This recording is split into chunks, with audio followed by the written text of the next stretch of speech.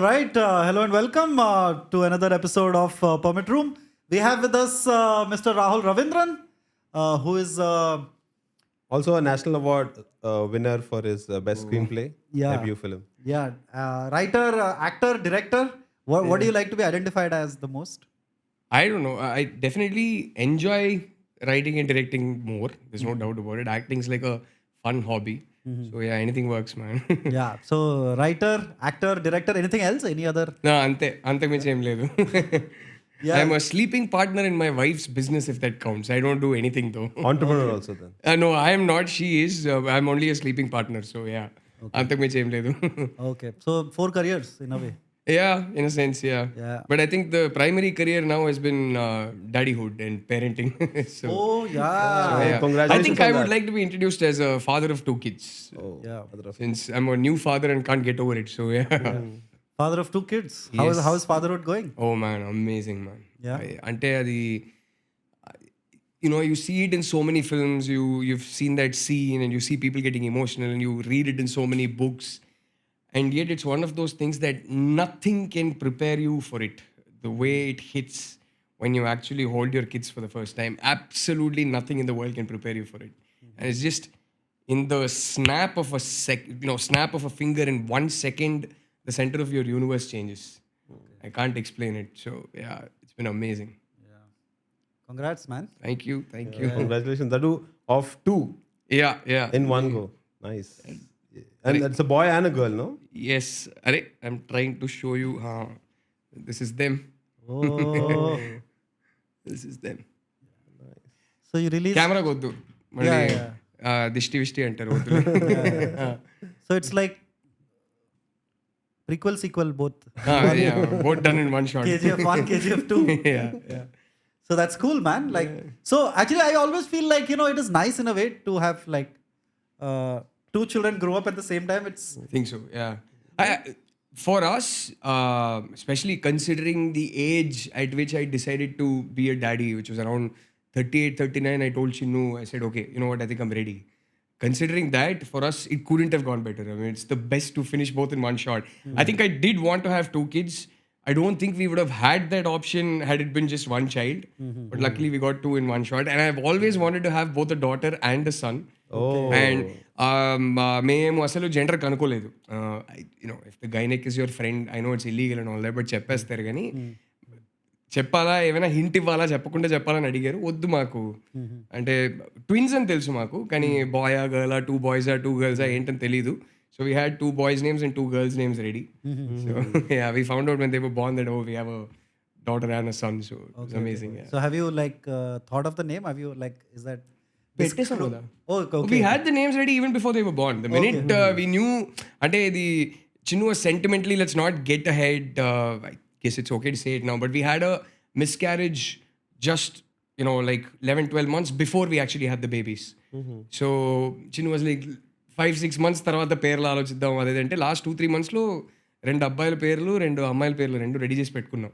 So ఏ కాంబినేషన్లో పుట్టినా will be ready అని. So they called Dripta and Sharvas. My daughter is Dripta and my son is Sharvas. Okay. And we had another boy and another girl named Ready as well. So, Okay. What do the names mean, if you don't mind? so Dripta means Vishnu drunk on infinite bliss. Oh. Beautiful, isn't it? Yeah. I loved the meaning. I saw the meaning of that name and I just loved the sounding of the name so much. I said, this is it. We're going for it. And luckily my wife loved it too. So there was no one of us vetoing the other. So yeah. Sharvas means the auspicious one. Okay. Dripta and Sharvas. Yes. Yeah. Nice. They're creative names also. Thank you. Seems like, Yeah. like I hope they grow up A and like writer it. who names his kids. Okay, good then. I hope they grow up and like it. So Yeah. So I don't know if they told you about the concept of the permit room. It is just a free-flowing conversation. We are not interested in asking you sensational questions, Thank you for that. and we are not interested in the clickbait. I'm not a very sensational guy anyway, so అడిగినా ఏం అడుగుతారులే. Pretty boring life. So, yeah. So it is just a free-flowing conversation where we try to like get to know people a little bit. Okay. And we have one thing that we offer the guests, which is that any question you feel like it's too dull or boring Okay. or anything, you have a right to say, fuck that, I'm not answering Pass. that. Okay, Yeah, I like pass. that. I like your typical. How did it feel to work with this person? Yeah, Experience లాంటిది. Done. Okay. But no, man. Then once you ask, unless you guys decide to edit it out, it'll look like I'm being rude. So then I'll be forced to answer. Yeah. So, yeah. No, we can edit edit the whole bit out. I'll tell you what. I won't pass any question as long as it's not. How does it feel to work with this person or that person? not because they're sensational or they're difficult questions to answer or anything. They're just boring, man. Yeah. It's like every interview starts off with that question, and it's just really boring. So yeah. Yeah, which brings me to my first question. How was it working with Nagarjuna? I will answer that question because I had a ball. I absolutely had a By blast. the way, I personally loved Manmadhur too. You guys. Hey, let's not trigger him. No. I was gonna say you guys have no idea. So the film released and what I didn't expect. I was obviously nervous and we were all hoping it'll do well and all that. What I didn't expect was the hate it got. అంటే మామూలుగా సినిమాలు flop అయితే వస్తాయి, ఎవరు వెళ్ళి చూడరు, పట్టించుకోరు, flop అయిపోతే వెళ్ళిపోతాయి. అలాగే కదా ఉంటుంది. అంటే ఒక సినిమా రిలీజ్ అయ్యాక అంటే పగబెట్టుకొని తిట్టుకొని ఆ టైప్ రియాక్షన్ వచ్చినప్పుడు కొంచెం షేక్ అయిపోయా. నాకు అర్థం కాల. అంటే did we really go that wrong? What really happened? And there was a lot of introspection, obviously. I think the one thing that helped me get through those 3-4 months when my system was shaken was once in a while I would watch your review. I was like, okay, somebody liked it. So we didn't go that wrong. I didn't make a movie that absolutely nobody likes. So yeah, at least everko nachindi kada. So I thank you for that review. And I'm really sorry because I'm pretty sure you guys got trolled pretty severely. Yeah, I'm really sorry about that. But thank you. Thank you for still not. You won't believe it. Once in a while, is are these guys embarrassed about that review? Have they deleted it? Appudu nenu YouTube ki check chesta. Inka unda YouTube lo leda. So Yeah. No, I think my analysis was naming it Manmadhur 2. If you would have named it like some Grikuviridu or Rasikudu or some other name, yeah, maybe. then anta hatred వచ్చేది కాదు. Maybe hatred not. Yeah, it might have still flopped. People but felt yeah. bad because అరే మన్మధుడు లాంటి cinema తీసుకొని ఇలా చేసావేంటి అలా చేసావేంటి అని అట్లా ఆ సెంటిమెంట్ తోటి ఐ థింక్ hatred వచ్చింది. అంతేగాని it's not because of the movie అని In అనుకుంటున్నా. hindsight, yeah, for sure. I see. End of the day, truth of the matter that I have to make peace with, process, and understand and learn my lessons from is the fact that the majority that went and watched it didn't like it. Overwhelming majority that went and watched it didn't like it. That being the case, maybe the film would have still flopped had we called it something else. But maybe మీరు చెప్పినట్టు అంత hatred వచ్చేది కాదేమో, తెలీదు ఏమో. Yeah. But We now live and learn. girlfriend is coming. Yes, the girlfriend is coming. Thankfully, there is no other Telugu film called The Girlfriend, I hope. Yeah, we won't have any baggage to deal with, so. No, there was one పాత film ఒకటి రోహిత్ రెడ్డి అని ఒక director ఉండేవాడు, sorry hero ఉండేవాడు. The Girlfriend సినిమా No, తీసేసారా? Girlfriend okay, so మాది ద ఉంది కాబట్టి బతుకుతాం. So if it is a beloved film, please అండి, దానికి దీనికి సంబంధమే లేదు, సీక్వెల్ కాదు, ఆ ఎక్స్పెక్టేషన్స్ మైండ్లో పెట్టుకొని రాకండి. So yeah. So I just wanted to ask a few questions just to begin off. Like, I know that most interviews start with the cliche of like, how did this happen? Right. Right? Okay. Because I feel like most people who have become directors and things, people are very curious to find out how did all of this begin. Right. Because like, I don't know, because you are in the game now, it might not seem amazing, but if you kind of look back at it, it's kind of amazing that you would have a team of 100-200 people and you work for 2 years Right. to create a product Right. that has a shelf life of 3 days. Right? I haven't had the experience of making a film for 2 years yet, but yeah. Manmadhur 2 was 54 days of shoot and Chilaso was 32 days of shoot. So yeah. No, but the I know what you mean. pre-production Correct. and the casting and it is it's kind of insane at some point. It doesn't make any sense. Right. Right? Like the whole business of movies. Right. If you were an alien from Neptune and you came to check the PL, it doesn't make any sense. You're like, why are these people doing it? And yet there are people who do it. Yep. And that is kind of amazing. So I'm very curious, like, you started off as an actor, Right. right? Right. When did you, like, were those sets so bad Man, okay, no. That you were like, fuck, I can do this. You know? No, the truth is that I've been wanting to be a filmmaker since 8th standard, I think. That's the earliest memory I have of feeling a burning desire for wanting to go make a film. Okay. Maybe even before that, I don't know, but for sure in 8th standard, I distinctly remember that I would love to go make a film someday. So I am an actor by accident. The truth is that, oh, by the way, ఇదేంటి తెలుగులో మాట్లాడాలా ఇంగ్లీష్లో మాట్లాడాలా మళ్ళీ మిమ్మల్ని తిట్టుకుంటారు ఏం పర్లేదు కదా okay Whichever you feel comfortable, it's okay. I'm the kind of guy that will start mirroring the person talking to me. So ఎవరైనా ఇంగ్లీష్లో అడిగితే నాకు ఆటోమేటిక్లీ ఇంగ్లీష్కి స్విచ్ అయిపోతా ఎవరైనా తెలుగులో అడిగితే ఆటోమేటిక్లీ తెలుగులో జవాబిస్తా సో ఆ టైప్ నేను so will see like you said it's free flowing so will keep it that way so I quit my job in Bombay when I realized I was probably going to get promoted in a couple of months' time. Can I guess what job you were doing? Yeah, sure. Like advertising. Close, but no, not exactly. Marketing. Yeah, marketing. I was an assistant brand manager for Radio City Okay. in Bombay. Okay. So I was actually in charge of the 3 south stations at the time, Chennai, Bangalore and Hyderabad. Okay. And in fact, Hyderabad Radio City, I think in 2006, I know it's the year Bommarillu released because when I'd come to Hyderabad, I'd watched Bommarillu just to get a taste of Hyderabad in a theater. When City got rebranded from, I think an only Telugu station to, a only Hindi and English station to Telugu also, primarily Telugu kind of a station. I was the guy who had come and cracked all the marketing deals for the outdoor campaign and the radio campaign and things like that. So that was my job. Yeah, close. I was an assistant brand manager with Radio City. They had a nice jingle. It was like, Radio City. Yeah, correct. So, yeah, that job, when I realized I might get promoted and there will be a pay hike involved, and I realized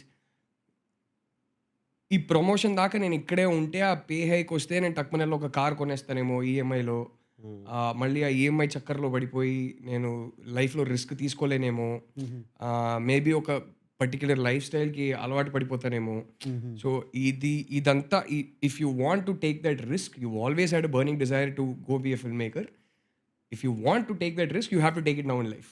If you don't take it now, it's not going to happen ever. So I think I was 26 at the time. I put in my papers and I said, I'm going to take a year off. I was waiting till I save exactly 1.5 lakhs. And in Bombay, saving money is not easy. So I was waiting till I was that I had 1.5 lakhs so that Nana education ki no loan తీసుకోవద్దని చెప్పి he insisted and he took a loan and he paid off my education fees. So unlike a lot of my classmates, I started out on zero rather than negatives. A lot of guys start their careers having to pay back their education loan. I didn't have that burden on me thanks to my dad. So I said the one thing I can do is I'm doing something stupid, chucking my career away after an education that cost a lot of money at that time. మళ్ళీ నాన్న దగ్గర డబ్బుల కోసం వెళ్ళకూడదు అని చెప్పి 1.5 lakhs నేను calculate చేసుకున్నా మళ్ళీ చెన్నైకి వచ్చి అమ్మ నాన్నతో ఇంట్లో ఉంటే నా like phone bill and going out with friends and watching movies ఈ ఖర్చులకి నాకు ఏమైనా బట్టలు కొన్నానంటే ఈ ఖర్చులకి 1 yearకి 1.5 lakhs ఖచ్చితంగా చాలు మేబీ ఈవెన్ 2 years కూడా వచ్చేస్తుందేమో ఈ డబ్బులు జీరో అయ్యేదాకా సినిమా ట్రై చేద్దాం డబ్బులు జీరో అయిపోతే మళ్ళీ బాంబేకి వచ్చి నోరు మూసుకొని జాబ్ తీసుకుందాం అనే పాయింట్ ఆఫ్ వ్యూలో క్విట్ చేసి చెన్నైకి వచ్చి అసిస్టెంట్ డైరెక్టర్ జాబ్స్కి అప్లై చేశాను I figured how difficult can it be assistant director only, Correct. So I went to Madras Talkies and I would go twice every week and say, can I get appointment with Maniratnam sir? I would go to Gautam Menon sir's office and say, can I get appointment with Gautam Menon sir? I got to meet nobody. But it's the confidence of a marketing job, No, it was the confidence of naivety. I had no idea, how many people are roaming around these offices like me trying to become an assistant director. I had no idea. It was that naivety. I think if I had really known how difficult it is to make it in cinema and have your first Friday, there is no way I would have quit my job. Adedo a blind lack of knowledge and blind faith valla job odlesa. And I didn't get an assistant director job. I couldn't even get an appointment with Maniratnam or, back then Prakash Raj sir was very active as a producer in duet movies. And he used to make films that used to resonate with me. And it was like, these are the kind of films I want to be a part of. So I tried his office. I couldn't get an appointment with anybody. And I realized there are 10,000 guys like me who are trying to get an appointment with Maniratnam and that he can only take 4 or 5 people. Correct. So I was like, oh, is it okay to swear? Yeah. So I was like, I made a mistake, man. What was I thinking? I had severe, అరే ఇప్పుడు 1 year waste అయిపోయింది కెరియర్లో, మళ్ళీ వెళ్తే అదే position, ఆ promotion ఇప్పుడు ఎప్పుడు వస్తుందో తెలియదు, అదే like okay let's stick it out.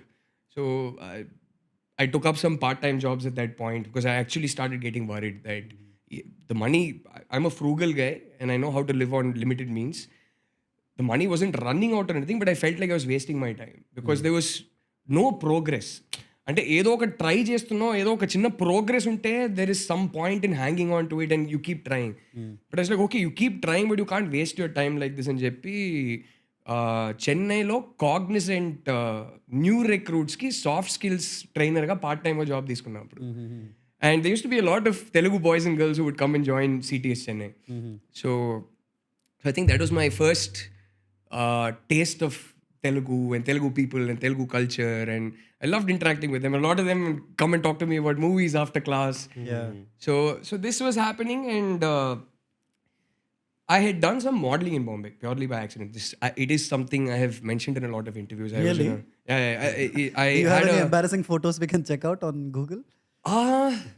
I don't know actually. I haven't checked them out myself. Maybe you can. So I was in a cafe in a lunch meeting with a client, and somebody came and said, "Hey, this is the kind of look we want. Will you come and audition for an ad?" Okay. And I had acted in theater, nothing professional, but I'd done semi-professional amateur theater in school and college. You have your college theater troupes and all that. So I'd acted in that, and it's something fun. So I said, why not? And if it'll help me make more money. So I said, I'm in a meeting, చాలా పాలిష్డ్గా నేను ఒక మీటింగ్లో ఉన్నానండి, మీరు card వదిలేసారంటే నేను తర్వాత phone చేస్తానని చెప్పి పంపించేసా. ఫోన్ చేసి లోవర్ పరేల్లో సండే రోజు ఆడిషన్కి పిలిచారు. సరే సండేనే కదా వెళ్దామని చెప్పి వెళ్ళా. అక్కడ వెళ్తే ఒక 300-400 రితిక్ రోషన్స్ నిల్చుంటున్నారు ఒక క్యూలో. Literally I'm not kidding you. They were like 300-400 models waiting with their portfolios in a long queue outside that ad agency's office. And I felt like an idiot. I didn't have a portfolio. I was like, man, these are all 6'2", 6'3" guys. Everybody has like 6 packs. అప్పుడు ఆ 6 pack fascination type start అయింది. I was like, అరే ఏం చేస్తున్నారా, వెళ్ళిపోదామా ఇంతమంది ఉన్నారు, వెళ్ళిపోదాం. I said, okay, సండే వచ్చేసావు, don't chicken out, at least stay back, give an audition, it might be fun అని చెప్పి I waited. I gave an audition, and a couple of the assistant directors took my audition, and I went off. 2 weeks, I forgot about it. 2 weeks later, I got a call. So they said, we've shortlisted you. We need you for a second round of auditions, this time with the director. I was like, బొంగులే, మళ్ళీ ఇంకో 100 మందిని పిలుస్తారు, ఎవడో ఒక రితిక్ రోషన్కే దొరుకుతుంది ad, నాకెందుకు దొరుకుతుంది? So I said, ఎంతమంది షార్ట్ లిస్ట్ చేశారని అడిగా. దే సెడ్ 3 people అన్నారు. ఓకే ఓకే అయితే నేను వస్తాలే అని చెప్పి went for that second round, and it was Dibakar Banerjee's ad. I mean he was directing the ad. Okay. What brand was it? This was for Marico Industries, the guys who make Parachute and Kaya and all these guys. Do we have that ad? I somebody asked, I think my wife asked, so I hunted for it. It's not available. It was such a well shot ad. So at that point, Dibakar Banerjee had finished making Khosla Ka Ghosla, but it hadn't released. Okay. So I didn't know who he was. Correct. But that second round of audition with him was so much fucking fun, man. I mean, it was just, he's such an amazing guy with actors. And just how he auditioned me, it was such a beautiful experience just auditioning for him.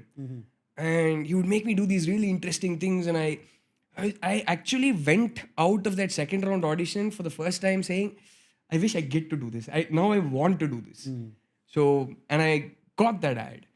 And that ad then got me 6-7 other ads. Okay. And this came on TV, like on channels? Yeah. It was on all primetime channels at the point. So I think it was an ad for how cool a place Marico Industries is to work in. So it was primarily on your NBCs and all your financial channels. Like and NDTV Profit type. NDTV Profit and all those channels and all that. Okay. So That ad got me some 6-7 other ads. And I think I was pretty much the only model in Bombay who had done that many ads without even a portfolio. And I definitely wanted to hang on to my full-time job. So typical South Indian middle class to lower middle class boy mindset. So I was like, no, safety net is important. So I said, so I would have this condition. మీరు Sunday shooting పెట్టుకుంటానంటే నేను వస్తా లేకపోతే రాను and because which I had to let go a few ads I was okay with it and it help me make some pocket money. So ఏమైందంటే నేను చెన్నైకి వచ్చాక 7-8-9 months into Chennai, somebody had seen a Tamil Telugu ad that I had shot in Bombay. Okay. It was for, I think, Fortune cooking oil or Jet mosquito repellent or something. So that was actually my first work in Telugu. One of those ads was specifically in Telugu. Okay. Because a lot of people come cast in Bombay and shoot in Bombay. So somebody had seen one of those ads and they got in touch with me and they said, come, we want you to come to our office. And it was Oscar Ravichandran's office. He was a massive producer at the time. He had already made Onion and Aparichitru. And he was making Dasavataram at the time. Okay. So I said, wow, must be one of those receptionist guys or girls who took pity on me. Innisarlo vachadu papam and maybe they passed on my number or whatever. So I went and they gave me a piece of paper which had dialogues on it. So I was like, okay. And they switched on a camera and said, go say the lines. I was very confused. So I said, okay. And I said my lines. And then I finished and I was going out of the office and I said, assistant డైరెక్టర్స్ని కూడా audition చేస్తారండి ఎందుకు అంటే ఏమైనా lines prompting చేయాలన్నా ఎందుకు అని అడిగా. అసిస్టెంట్ డైరెక్టర్ ఏం మాట్లాడుతున్నావు అన్నారు. అంటే మరి ఏంటిది అన్న ఆడిషన్ ఇది. అవునా ఏ రోల్కి అన్న హీరో రోల్కి అన్నారు. ఓ సరే ఓకే అండి అని చెప్పి వెళ్ళిపోయా. And I cracked that audition. I got that film. I always believe I'm a better actor in auditions than in my movies. So for some reason, I would keep cracking auditions. So I said, you're getting an entry. I mean, clearly you're not able to find work as an assistant director. You have zero contacts in this industry. Entry దొరుకుతుంది నోరు మూసుకొని వెళ్ళి acting job చేసేయి అని చెప్పి. But from the first day of my career as an actor, I kept waiting for the right time to see if I could put together a film for myself as a filmmaker. Okay. I think the one time I tried the hardest was immediately after Andal Rakshasi released. I remember going and narrating Sheila Saw to a star at that point, a young star, immediately after Andal Rakshasi released. That was the first time I narrated that story to somebody. And I think even before that, there was another story I had, which I hopefully get to make at some point, which one of my friends told Nani. Casualగా కాన్వర్సేషన్లో చెప్పా ఈ story నానితో చేస్తే బాగుంటుందని. He happened to mention it to Nani at a party or something. Nani called me one day. So I just, chumma in a party or something, gave him like a 3-line, 4-line narration and said, I'm not ready now. I don't think I can make this film now. Someday I'll come to you with it or whatever.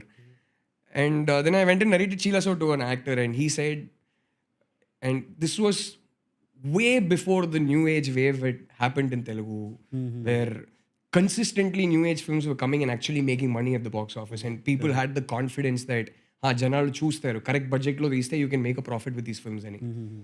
So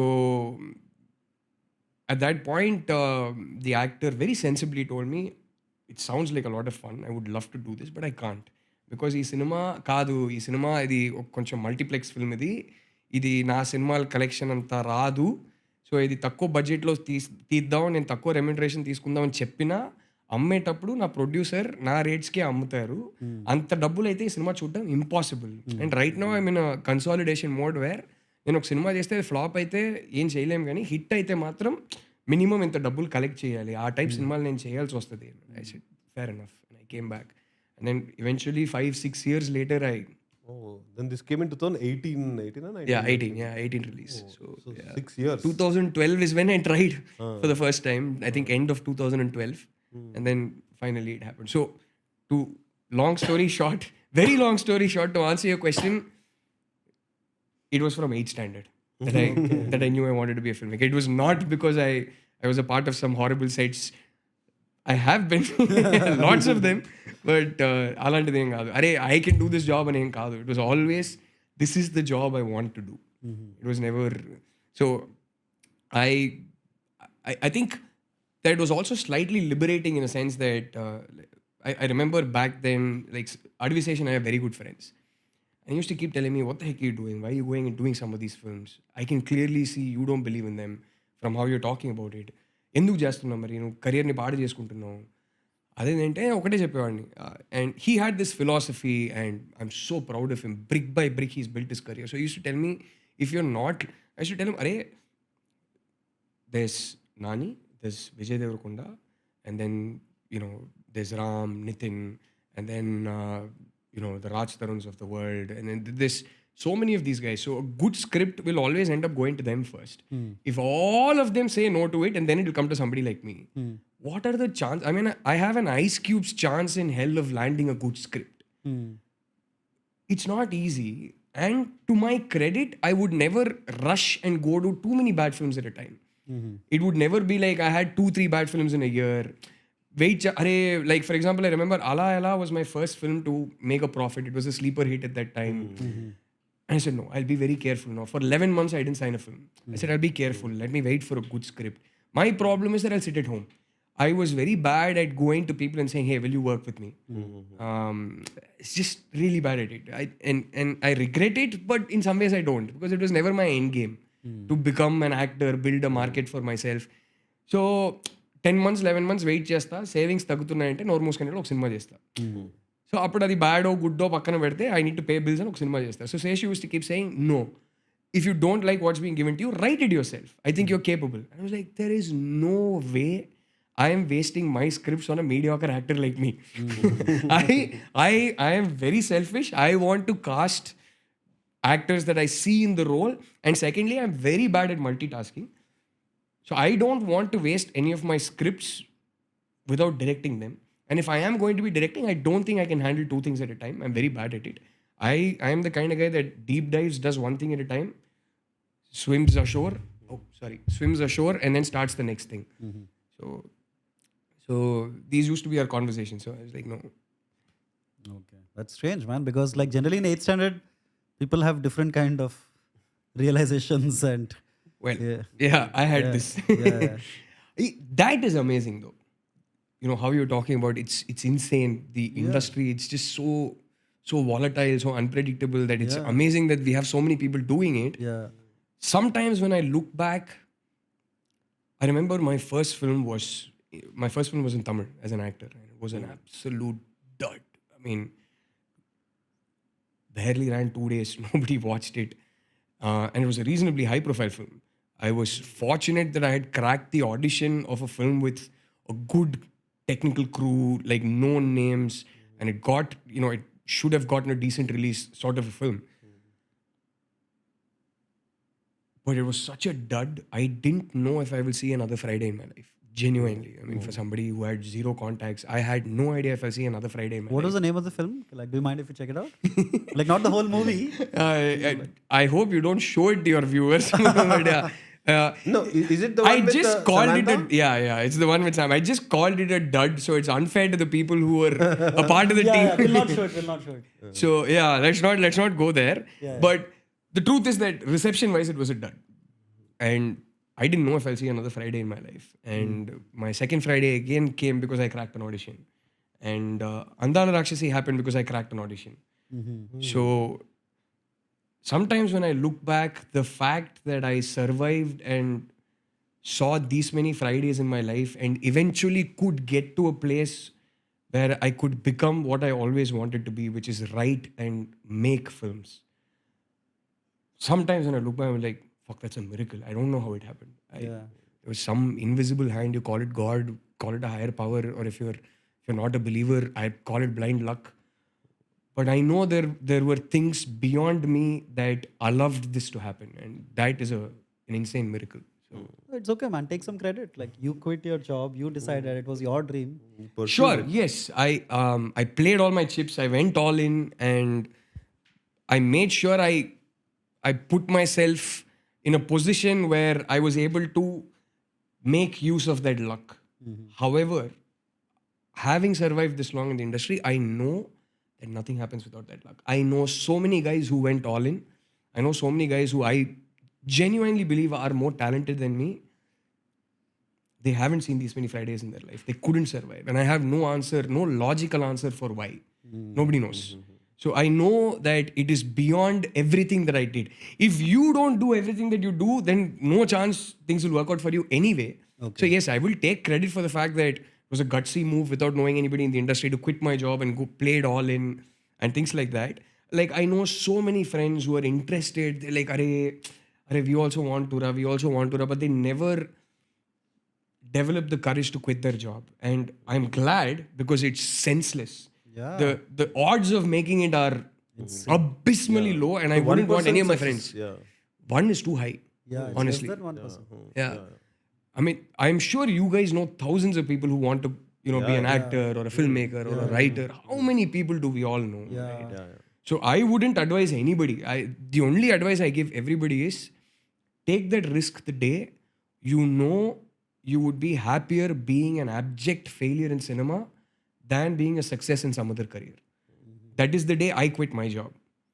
I said, it's so frustrating just being here and not trying. I think I would be happier being a failure in cinema. That is the day I tried. And I don't know if I'm a success in cinema or not, but I at least know that I survived these many years and saw these many Fridays in my life. Yeah. That itself wasn't a given when I started out. So in some ways, that's a win. So that might have not happened. I might have gone back home with one Friday. Correct. So You worked with Mr. Trivikram Srinivas in Guntur. recently, Karam. yeah. Yeah. Did you apologize for Manmaduru too? I didn't even bring it up. I didn't have the guts to bring it up.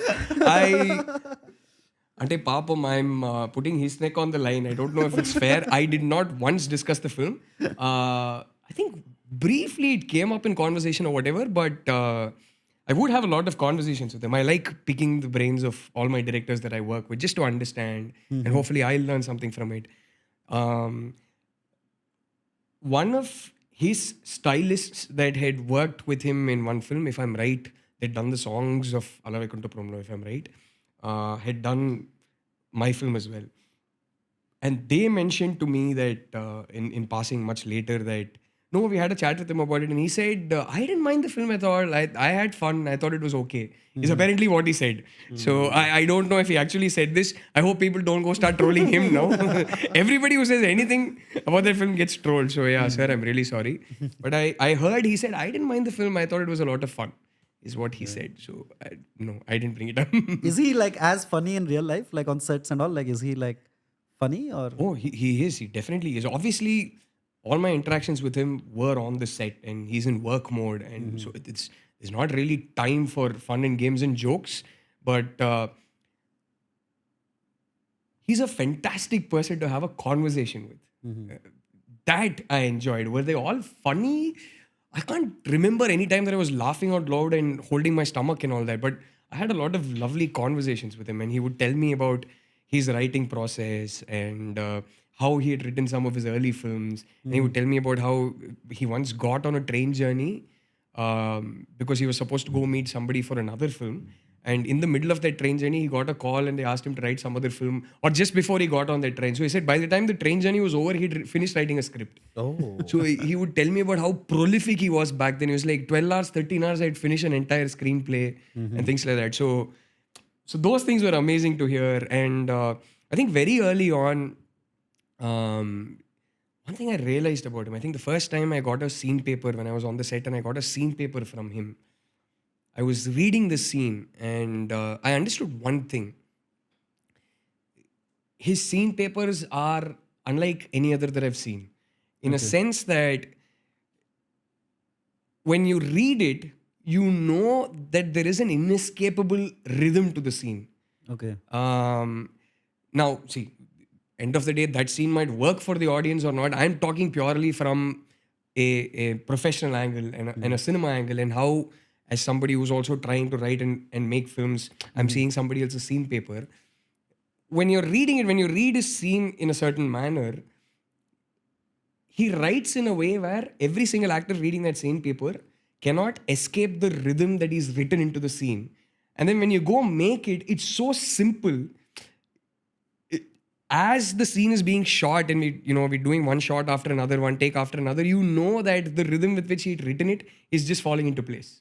it's inescapable. The just the flow of dialogues or how the action's choreographed, it's inescapable. So that was very fascinating for me. That wow, this man clearly builds his rhythm into the scene at a paper level, and then you come in. Doesn't matter who the actor is. It just clicks. It falls into place. So that was interesting. That was fun, and I absolutely love Kaleja and Atadu. Okay, and I'm a massive fan of both those films, and I don't usually say this outside because again, it's something you'll get trolled for by anti-fans and God knows what not. I'm not that kind of guy. I love everybody, but I am a Mahesh Babu fan. I've always had a soft corner for him, and his films are the films that I look forward to the most. And for me, two of my favorite Mahesh Babu films are Kaleja and Atadu. So I had some lovely conversations about those two films with him, and I think those were my fondest memories of the few days that I spent on the Guntur Karam set. So just hearing the backstories of Kaleja, and then sometimes he would come in, Mahesh Babu sir would come in and he'd chip in on a few stories. And I think what was lovely on that set was the camaraderie between Mahesh Babu sir and Prakash Raj sir. They've been working together for so long now. They have an amazing friendship. I don't know how much of it is off screen. Maybe they don't have the time to meet each other off screen, but they're the kind of friends where once in a while, if they're getting to work in a film together, they're picking up where they left off. So they keep ribbing each other on the set, and they're brutal with each other. Okay? and it's fun. It's fun in games, and both of them can take a joke on themselves, and nobody else will dare crack a joke on them other than the two of them. Correct. So that was a lot of fun. So it's once you do a film, I think it's generally if you've had a good time doing it. These are the things that you take away. These are the things that you remember long after it's gone, more than anything else. And in that sense, I think Manmaduru 2 also, now that it's been 4.5 years or whatever it is, most of the memories of the film are now the process of making it and how much all of us got along really well and how much we all had fun on the set. And I think those are my memories. So, Yeah. And I think Mahesh Babu is the only reason for which you chose to play a character role, which is Srimantadu and Guntur Karam. It's no secret. If there's a Mahesh Babu film, I was like, should you do this? Should you do this? Like, it's okay. The Mahesh Babu film, I'm doing it. I always end up doing it. But also, sometime immediately after the release of Chila So, when I realized, okay, నేను cinema తీస్తే చూస్తారు, నేను అంత bad ఏం కాదు, నేను wrong career అయితే pick చేయలేదు, అంటే హిట్టో ఫ్లాపో సెకండ్ సినిమానే డిజాస్టర్ అదంతా పక్కన పెడితే I can do this job అనే ఒక కాన్ఫిడెన్స్ వచ్చింది. ఆ కాన్ఫిడెన్స్ వచ్చాక the first call I took was I don't want to play lead roles anymore unless it is an extremely experimental film that's being made for the festival circuit. It's purely art for the sake of art. I'm not interested in trying to become a star or building a market for myself. I'm really not interested. It's not something I enjoyed. I enjoy acting. It's a lot of fun. But I genuinely don't enjoy the song and dance routines or doing 100,000 interviews. And there are aspects of the job that I don't enjoy, right? So, and I had to keep that career going until I could, land on my chosen career. So the minute that happened, I said, I don't want to do lead roles anymore unless, like I said, somebody brings a really experimental offbeat film. Like, ippudu ee madhya nenu idi chusa, Double Engine chusa. I loved the film. Oh, you liked it? I loved the film. I had a trip watching that film. ఆ type ఏదైనా cinema వస్తే చేద్దాం, లేకపోతే అస్సలు వద్దు అనేది చాలా క్లియర్గా ఉన్నా. So that being the case, when you have downtimes between films, it's a great secondary career. It pays very well. Luckily, I have a reasonable profile.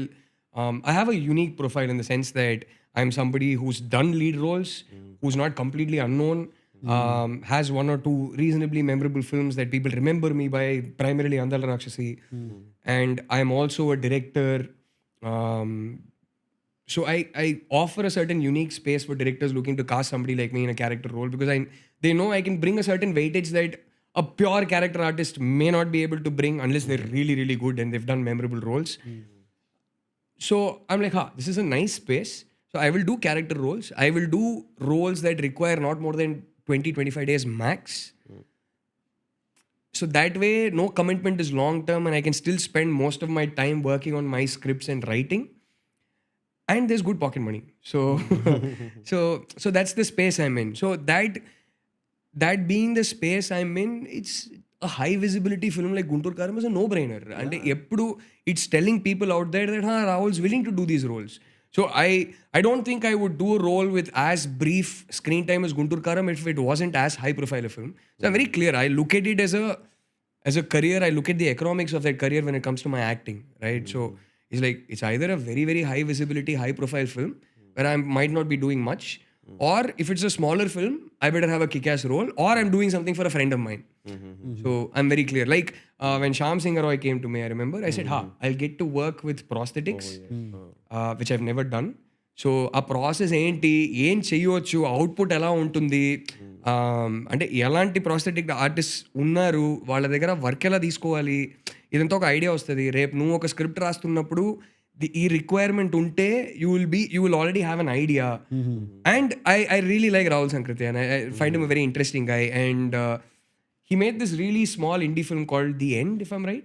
That was his first film. I don't know. It released on the same day as Ala Ela. Okay. There was a before Taxi Wala. there was a small indie horror film that he made called The End or The Conversation. No, The End only. Okay. And that released on the same day as Ala Ela. And after that film, he had come to me with the script of Taxi Wala. And he waited almost 4 years before he finally made it. So Taxi Wala is one of those interesting scripts where usually all scripts will go to the bigger stars. And then if they keep saying no, it'll come to me. There was one interesting script where it came to me first. And I immediately said yes because I liked Rahul.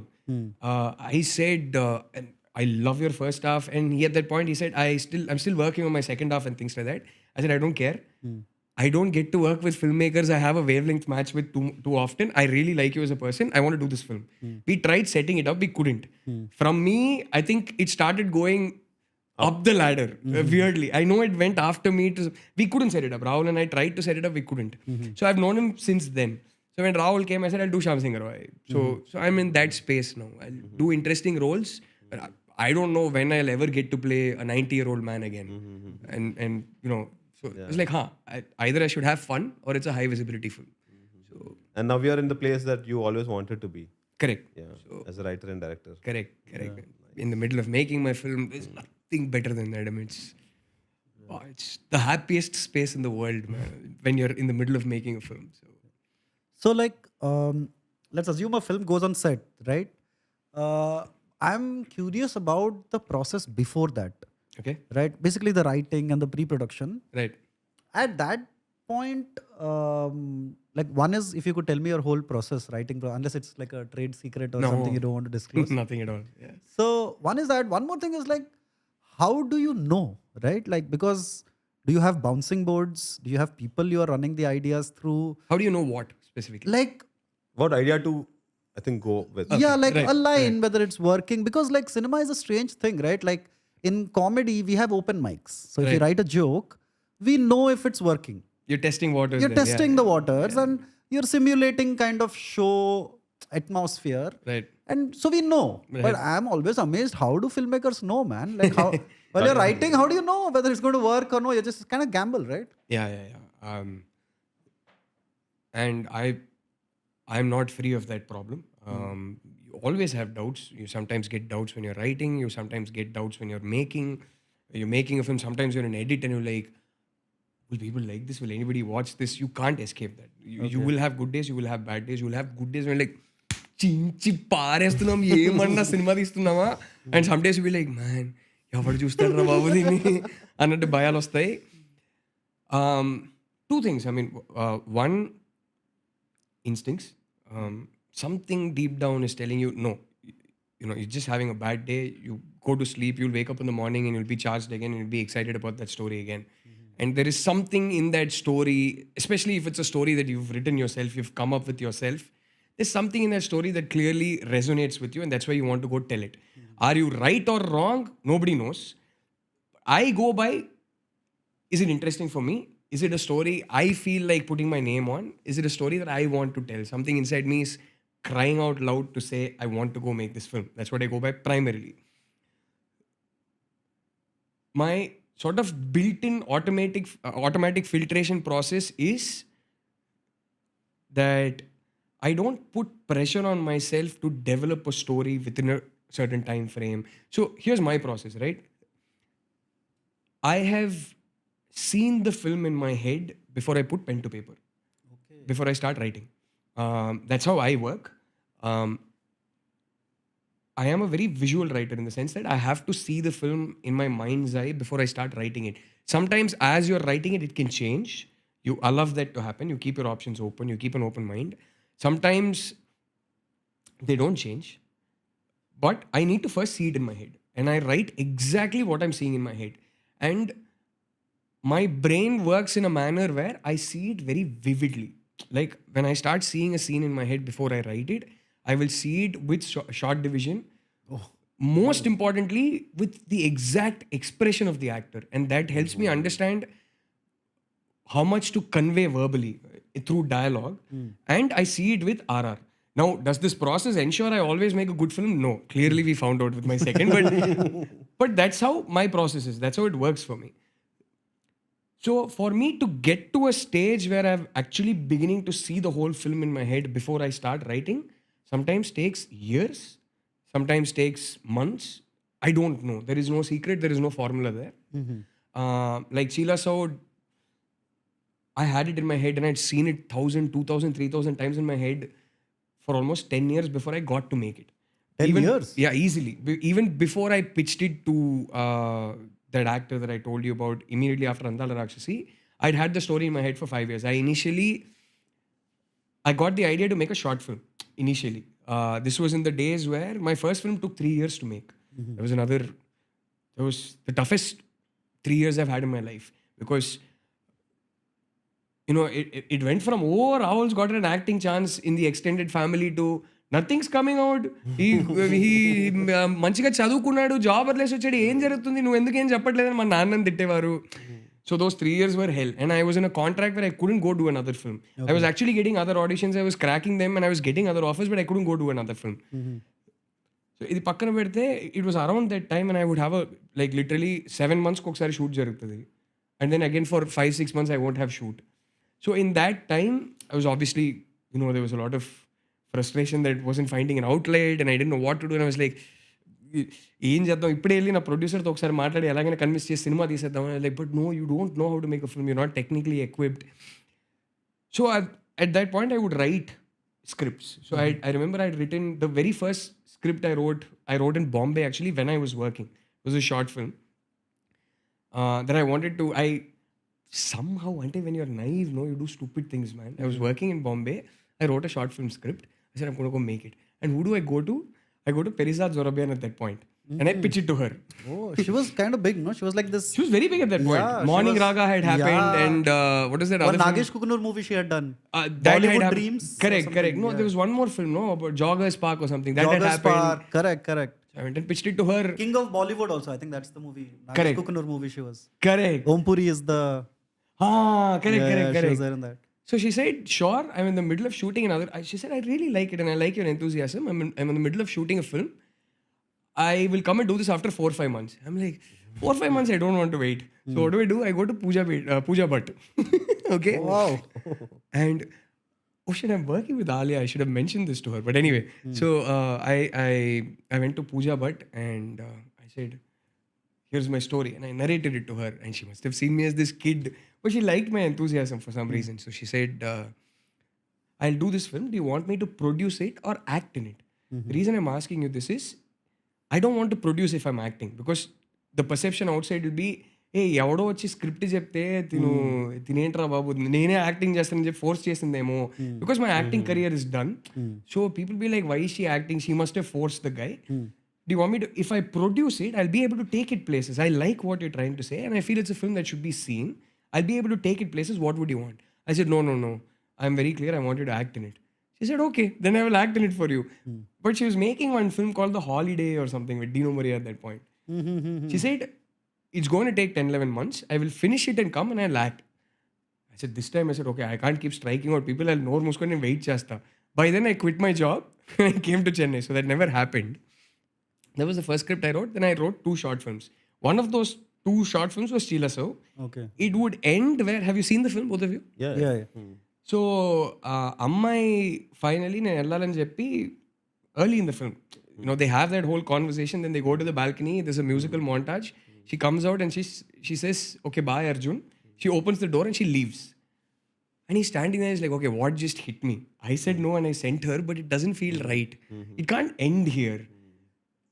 నేను కనీసం number కూడా తీసుకోలేదు, ఏం చేయాలని చెప్పి ఆ door దాకా వచ్చి he puts his head on the door and he's tapping and there's this music playing that reflects the turmoil in his head, and he opens the door and he rushes out. The short film was supposed to end there with him opening the door and rushing out behind her. Okay. Like realizing that. I just wanted to leave it open-ended. Maybe something happened between them after that. Correct. Annattu. Then over time, so for the first 3-4 years, I had only this much. I had this written down also. And then over time, I remember sending it to somebody. I think, again, back then also, in the middle of shooting for my first film as an actor, I was like, man, so many days break, I'll go try and make this. I pitched it to a bunch of actors. And I remember at that point, I don't know if it was Sam. I think I got Sam to read it because she was my co-star and we become really good friends through that process. And I think she was the one who said, this story can't end here. Are you mad? I want to know what happens to them. I said, but I don't have anything after that. She said, then think of something. It can't end here. So I think then it started developing and it took a long time. Whereas the girlfriend, for example, that I'm making now, I got the idea of the story as to what I want to do when almost 10-11 years back, there was a song that released. I don't want to name the song because in a sense I'll start giving away something about the film as to at least what it's about. Okay. But there was a song that released that became a massive national sensation. Okay. Like a Telugu song, Tamil song. I don't want to say it. Okay, Yeah. okay. So when that song came is when I said, but nobody tells the story from this point of view. And I said, I want to make a film about it. And that's it. I just got that idea that someday I want to make a film about just switching it around and telling a story from this point of view. And it took, and that solid remained for almost 5 years. And then suddenly, slowly, it started developing after 5 years. I don't even know why. One day I was just chumma sitting down. Suddenly that idea came back to me. It started developing in like about half an hour. I had the entire first half.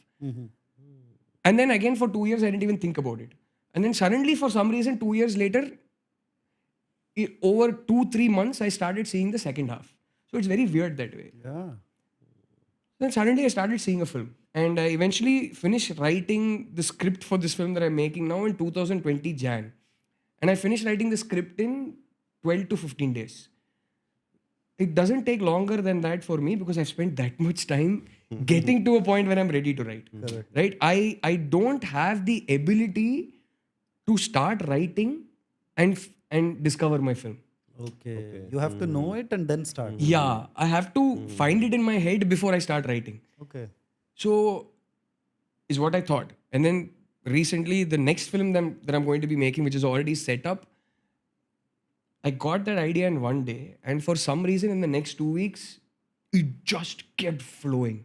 I have no idea why. This was when I was waiting to go start my Geeta Arts film with Rashmika, which incidentally back then was supposed to be a different script.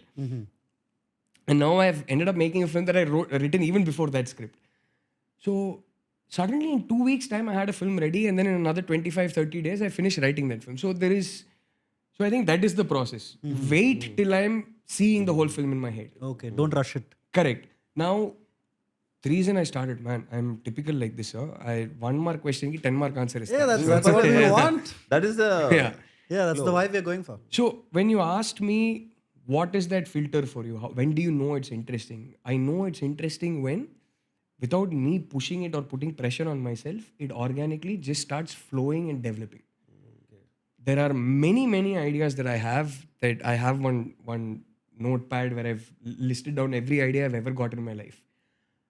There are so many ideas that I feel I have a dynamite one-liner there. But for some reason, it just doesn't develop. That's when I know. That's when I know that, okay, there's no point forcing it. It's clearly not developing, so it's clearly not worth it. Clearly, some part of you is not interested in it. So I think that's the filter, first filter. Coming back to the process, once I've written that first draft, I definitely bounce it off people. My bouncing off to people isn't so much for is this worth making. That automatically happens as an offshoot. But my bouncing it off people is more about how are they responding to the film on paper? Are they responding the way I expect the audience to perceive it tomorrow, or are they giving me a different angle? Is there something that I haven't realized while writing it? Is there a difference in how I am perceiving the story and the characters and their arcs from how people reading it are perceiving it and things like that? That's why I send it to people. So typically after the first draft, I send it to anywhere between 7 to 8 or 14 to 15 people, depending on how unsure or sure I am about the script. If I'm really sure, it's usually 7, 8 people, not more, sometimes 3, 4. If I'm slightly unsure, then that number starts swelling, and then they come back to me and I hear everybody out patiently. And I don't immediately start having arguments in my head with the feedback they're giving me. I sleep on it, and I always realize that next day morning somehow I'll have one clarity that వాళ్ళకి భయం ఉంది కానీ ఇది రేపు screen మీద ఆ actor ఎక్స్ప్రెషన్తో ఆర్ఆర్తో పాటు చూసేటప్పుడు ఈ డౌట్ వాళ్ళకి రాదు. I know I have this base covered అనే కాన్ఫిడెన్స్ వస్తుంది. Sometimes you could be wrong, sometimes yeah that person asked me a question and the honest truth is I don't have an answer to it. As defensive as I get, as argumentative as I can get, the truth is I don't have an answer to that question. There is a problem there, I need to sort it out. So then this accumulation of this feedback happens and I identify that there are some problems, and then I start writing my second. And once I've written my second, I send it to few people who read the first draft, and I send it to a few people who haven't read the first draft. So, and this repeats until I am satisfied that I have a draft that's good to go make a film. So yeah, this is my process. Okay. So sometimes it takes 5, 6 drafts. Sometimes it takes 2 drafts. This you can't put a number on it. It's just instincts, really. So It's nice, man. It's a relaxing method in a way. Like it's more assuring, right? That you can just let it flow in a way. it is. I mean, it's less anxiety creating, I feel. It is. It is. I think I'm fortunate that since a very young age, I wanted to be a filmmaker. So I would always spend a lot of my time, not even free time, even times when I used to be sitting in classrooms in school or college, I'd be dreaming up of stories. Correct. I can connect with that, yeah. So I've had a long time to develop a bank of ideas. Some people may not have that luxury. Some people may have stumbled into filmmaking as a career option much later in life and realized they're really good at it. And you've made a great first film and suddenly everybody wants to work with you and there's pressure on you that అరే ఈ hero date ఇస్తున్నారు త్వరగా వెళ్ళి cinema చేయాలంటే then you don't have that luxury. That I think is one thing I don't do. Many a time I've been put in a situation where I've been told by producers who want to work with me that అరే ఈ hero నీతో పని చేయడానికి interest చూపిస్తున్నాడు, ఈ combination cinema table profit ఈ బడ్జెట్లో తీస్తే దయచేసి ఆ హీరోకి ఒక స్టోరీ చెప్పండి అంటే ఐ జెన్యున్లీ ట్రై. అరే ఈ హీరోకి స్టోరీ అంటే ఎలా చేద్దాం చాలా ఆలోచిస్తా. ఇప్పుడు దాకా అలా ప్రెషర్ పెట్టుకొని ఆ ప్రాసెస్లో I haven't been able to crack a story and I back off. At that point I don't not listen to one voice telling me inside that no, it's not good, I'm not liking it. And I don't fool myself and I don't go make a film that I don't believe in.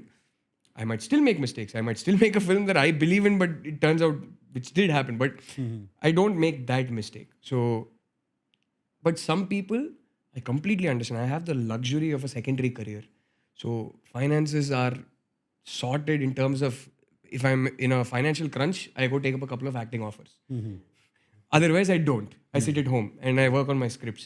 But there might be other directors who are not as fortunate, who don't have that luxury, who, when put under that pressure, have to go make a movie. And some people are amazing in a situation like that. They're amazing when you put pressure on them. It gets the best out of them. And some people can't help it. They, either for financial reasons or psychological, emotional, whatever reasons, have to tell themselves that no, mute that voice, go make the film. And who knows, right? You can do all the overthinking in the world and still make a bad movie, still make a movie that nobody likes. So sometimes it's okay not to overthink. Correct. You might stumble upon a beautiful film. So to each his own. I don't believe there is only one process that works. This is mine. So, one of the things that really strikes me about filmmakers and why I'm kind of envious of them is the sheer uncertainty around the whole thing, right? Yeah. And now, so you started off as a child wanting to be a filmmaker, right? And then you became a filmmaker. Mm. Is there this fear of relevance, Oh, of like being irrelevant at some point? And especially now more than ever.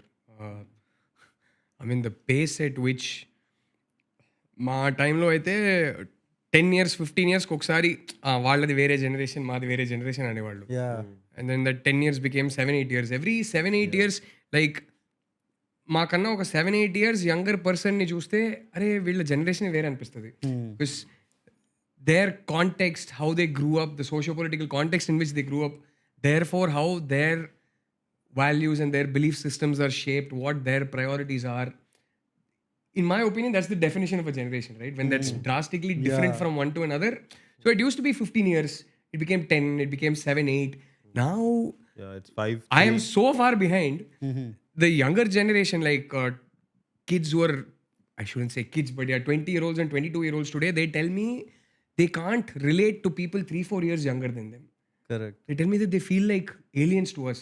It feels so. I'm guessing it's come down to every 3-4 years there is a generation gap now. So, in terms of someone like me who's 80s born, I'm 42 now. This fear of am I still relevant is very, very real. There's no doubt about it. And I think it's one of the most heartbreaking things about cinema, Yeah, where you might be the biggest of filmmakers, you might have had a golden run, you might have been a kingmaker, you might have been a king. You will never know when you've become outdated. yeah, It's something you will never understand. That's why you become outdated. If you knew it, if you understand it, you wouldn't become outdated. Yeah. You'd keep updating yourself or whatever it is. You'd keep evolving yourself. But naturally, there comes a point when zeitgeist is so alien to you that you don't relate to it anymore, and you will become outdated. And at that point, you won't know it. And if you've been really successful in your life, people around you will also fear coming and telling you. yeah, So that fall can probably be very ugly. Now, I may never get to experience that unless I reach those heights. So I don't know, and I'm okay. I know it's natural. It will happen at some point. I'm also very chilled that way. My priorities in life are: does my wife still love me? Do my kids love me? Do my friends love me? Do I still love them? Then everything is okay. You can manage anything. Since the time I remember learning to spell my name, I've always wanted to be a filmmaker, and I'm so grateful I'm getting to do that. But tomorrow, if it's not there, I know worst case scenario, there'll still be a wife who loves me at home, and my kids and my family, my parents, my friends. and an acting career. An acting career. Who knows? My acting meter might also get outdated. Who knows? So, and also I am the kind of guy where there is another thing that I'm equally passionate about, that I definitely want to do with my life. And it means to me as much as my film career, which is I want to be a teacher. It's something I love. I Meet your absolutely. co-teacher. Sorry? Meet your co-teacher. Oh no. Yeah, I You was a teach? teacher. Like, at What one do you point. say? Yeah, I yeah. love that job. Yeah. So I used to, like I said, I was a soft skills trainer. Before that, when I was in Bombay, I also used to be a part-time faculty in a business school there. So I used to teach brand management in and brand campaigns in the media space, very specific course. So I loved it, absolutely loved it. And my dream is to be a middle school teacher. Kids are so young, impressionable, and I would love to go teach them to just be kind and sensitive to other people's feelings, and how to be loving. And to actually watch one or two of them maybe be influenced by it would be amazing. I think that would give me as much gratification as a film that I make that people love. So if I feel like I'm outdated, if I feel like I'm done, or more importantly, before all that, if I feel like I've run out of stories to tell that I feel is worth the time and energy I will put into making a film, I'll happily go teach. Okay. So that fear is very, very real, to answer your question.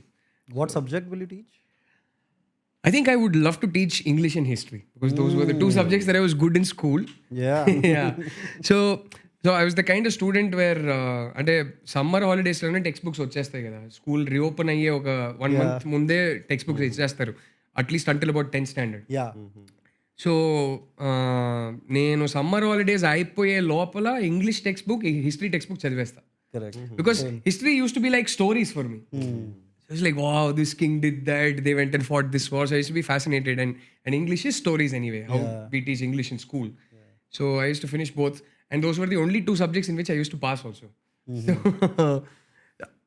ironically, school nunchi pass out ayyaka, I started falling in love with subjects like geography, chemistry. That is when they started making sense to me. When people in school would force me to learn something because it was a textbook and I had to learn it to pass an exam, I would resist it. Just naturally, I would hate it. And I don't think I respond well to someone forcing me to do something. So school pass out అయ్యాక నాకు mathematics కూడా I started following in love, like wow it makes so much sense. So I think I would love to teach in a way where they develop curiosity and figure it out for themselves rather than them being force to read something out of a textbook and by heart it so that you can pass an exam. And I hope that someday I can go teach in a manner where these kids are able to fall in love with those subjects even before they pass out of school, unlike what happened with me, where I fell in love with those subjects only after I passed out of school. Correct. So if I become irrelevant, if I become outdated, hopefully you guys will tell me. I'm sure your reviews will tell me. I'm sure your reviews will tell me that it's outdated. So at that point, I think I'll take a cue. I'll take that hint. So, yeah. And also, I feel like social studies is one subject that teaching it with the technology we have today will be amazing. Amazing, right? Right? Imagine you're teaching like World War II and then you can show like Images a clip and, from it. Whereas we didn't have that. We just had the textbook, you know, and it's You just... must be much younger than me, so you can imagine what we had. Yeah, no, I'm not that much We didn't younger. even have that. So, So, yeah, so I feel like social studies, history would be amazing to teach with today's tech. make it so interactive, make it so curiosity fueling. Yeah. Yeah, it's interesting, man. What is that one subject you think should like come into mainstream ippudunna pillalki? Wow. I have an answer. Financial management. That would be nice. I don't know if that's the thing, right? I'm so disconnected with what school going kids are thinking right now. I think once my kids start growing up and going to school, I'll start getting a taste of it. But I'm so disconnected with what school going kids are thinking right now that I don't know. అంటే స్కూల్లో ఉన్నప్పుడు మా జనరేషన్లో ఒక maturity levels ఉండేది. I don't think it would have been a great idea when we were in school to teach us financial management. So if kids are they're so well exposed current affairs and the whole world around them these days that they're probably ready for it in school, but if not college for sure. I think even if you're doing a science stream in college, people should teach you investment and how to manage your finances and different kinds of investment tools and things like that. That would be good. And I think sex education would be good. I've always felt that way. True. And I've watched this beautiful film called Oh My God 2. Absolutely beautiful film. And it just sort of reinforced that faith that I used to think it's important from a point of view of so that it's not so mysterious in their heads. Now, what the right age is, I'm not sure. Right? Ideally, yes. Ideally, you'd want to wait for kids to turn 18 so that they learn all this. But just because we're being prudish about it, if they're anyways going and learning from all the wrong places, if they're anyways getting exposed to it, then it's probably time we start, at least regulating it. So maybe that sex ed. From high school and college also. Yes. That's And it's too vague to be a subject. Yeah. But I think I wish we could teach our kids to be sensitive to other people's feelings, teach them kindness at a very young age. But I don't know how you create a syllabus for that. I don't know how you can have a curriculum for that. I don't know how in a regulated, systematic manner you can teach it. I suppose kids will pick it up anyway from the good teachers. I remember some of my teachers who, they would just behave in a certain manner that they set an example for you and you pick that up from them. But maybe going beyond that, if we could maybe teach kids how because they don't know any better. Kids don't, you can't blame a kid for being mean to another kid. They don't know any better. They're picking up things from all of us adults, right? So they've probably had the wrong kind of exposure. So I'd like to believe that at a very young age, if you teach them how it affects another human being and how being insensitive can cause misery for other people, I'd like to think kids will be malleable enough to learn at that age. So maybe that. Kindness. Imagine a course like that. What would you call it? I don't know, but yeah.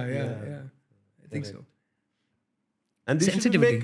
these should be made like compulsory irrespective of the stream that you choose, be it commerce Absolutely. or Absolutely. science or anything. These are human traits. These go beyond academic qualifications, right? Again, at the risk of But our rambling schools on and on teaching into another long 10-mark answer, my mom is I don't believe in one conventional standard of beauty, but at least to my eyes, my mom is a very beautiful woman. And by most conventional standards of beauty, which I don't subscribe to, I think my mom is a beautiful woman. However, my mom is also a very, very short woman. And growing up, I remember, sometimes there'd be family functions or friends have come home or whatever. And there'd always be that one person who would pass a snark remark about her height, especially immediately after someone else compliments her about how she's looking that day. Or కొందరికి అది ఎందుకో they have that one instinct that మరి అంటే రెచ్చగొడతారు లేకపోతే ఇప్పుడే కొంచెం తగ్గిద్దాం Sarcastic అన్నట్టు ఒక comment వేసేస్తారు. వెంటనే so I remember I was very young and I wouldn't fully understand and I was but very clearly impressionable. So my mom would take me aside and I'm so grateful to her for it. She would take me aside and she would always tell me at an age, in an era where we didn't know what, there weren't labels like body shaming and things like that. But my mom would always tell me, remember that what somebody is born with is not who they are.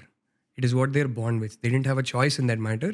So never make fun of somebody for being short or tall or fair or dark or for curly hair or straight hair or whatever it is. She would always tell me that. It would always make it a point whenever she felt hurt.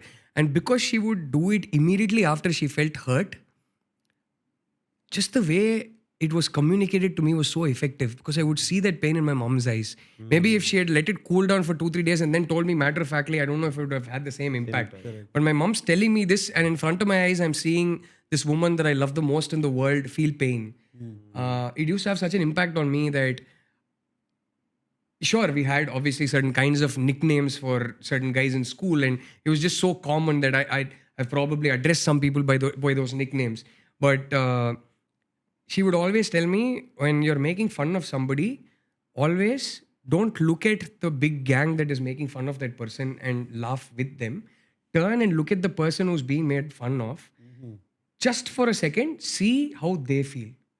If you see in their face that they don't like it, don't do it. If you see in their face that they're also having fun and laughing with it, then it's okay.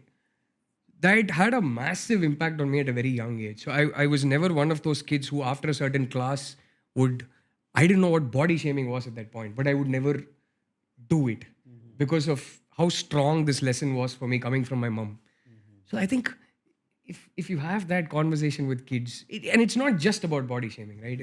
If we can just teach them that everybody has the right to live freely and breathe freely without judgment or prejudice or bias, I think it'd be nice. So yeah, hopefully someone listening to this can I would for sure tell my kids this. The minute I know they're old enough to understand I already tell them this, even though they're not understanding it right now. What my mom passed on to me, I would definitely pass on to my kids. So hopefully, as a generation, we would all pass it on to our kids. And I think as it is, kids these days are so aware. So it's awesome. There are lots of things that aren't very ideal about social media, but there is one thing that's ideal, which is that there is conversation. You might take whichever side you want, and the polarization is horrible, but you might take whichever side you want. But today you're forced to listen to somebody screaming that they don't like being treated a certain way. They don't like being called a certain name. You're forced to listen to it. While it might not have an impact on somebody, while it might have a horrible impact on somebody and, get more negativity out of them, I'd like to think that a lot of us are basically inherently sensitive people, and a lot of us, some of the discourse on social media made me realize so much in the last 5, 6, 7 years. And I'd like to think that it has helped me evolve as a person. So I'd like to think that some of the things that when I was 18, 19, 20, and I started watching films from around the world, I started reading a wide variety of books, and I started learning so much from the art that I consumed. I remember watching All About My Mother. It may not be the greatest film in the world. It'll always be very special to me because it taught me to be sensitive. It taught me that back then there was this woke didn't exist, but it taught me that it's an awesome thing. If you curb saying certain things, even if it's a lot less fun because of it, just so that you can be sensitive to another human being, just so that you don't ruin another human being's day, I think it's worth it. I don't expect everybody to share their opinion. It's okay. We should all be ourselves. But art helped me. But today, I see social media doing the same thing to much younger kids. I see 8, 9, 10-year-old kids come and talk about body shaming. And they talk about, oh, that's not cool, what you're saying right then. I'm like, wow, it's amazing. So the environment seems to be conducive. So if we can tap into that, we'll have a generation of kinder people. Yeah. So I think so. Actually, I'm curious. Let's ask the kid in the room. Rahul. Is this age shaming? No, I'm curious. Did you guys have sex ed in school? No chance. No? That's why Oh My God 2 is still relevant. Hmm. No chance. No, I thought at least with your generation they would have. No? Okay, so you also found out like from other people. Oh shit, that's sad. I thought like now. And man, see, back then when I was a kid, we didn't have internet.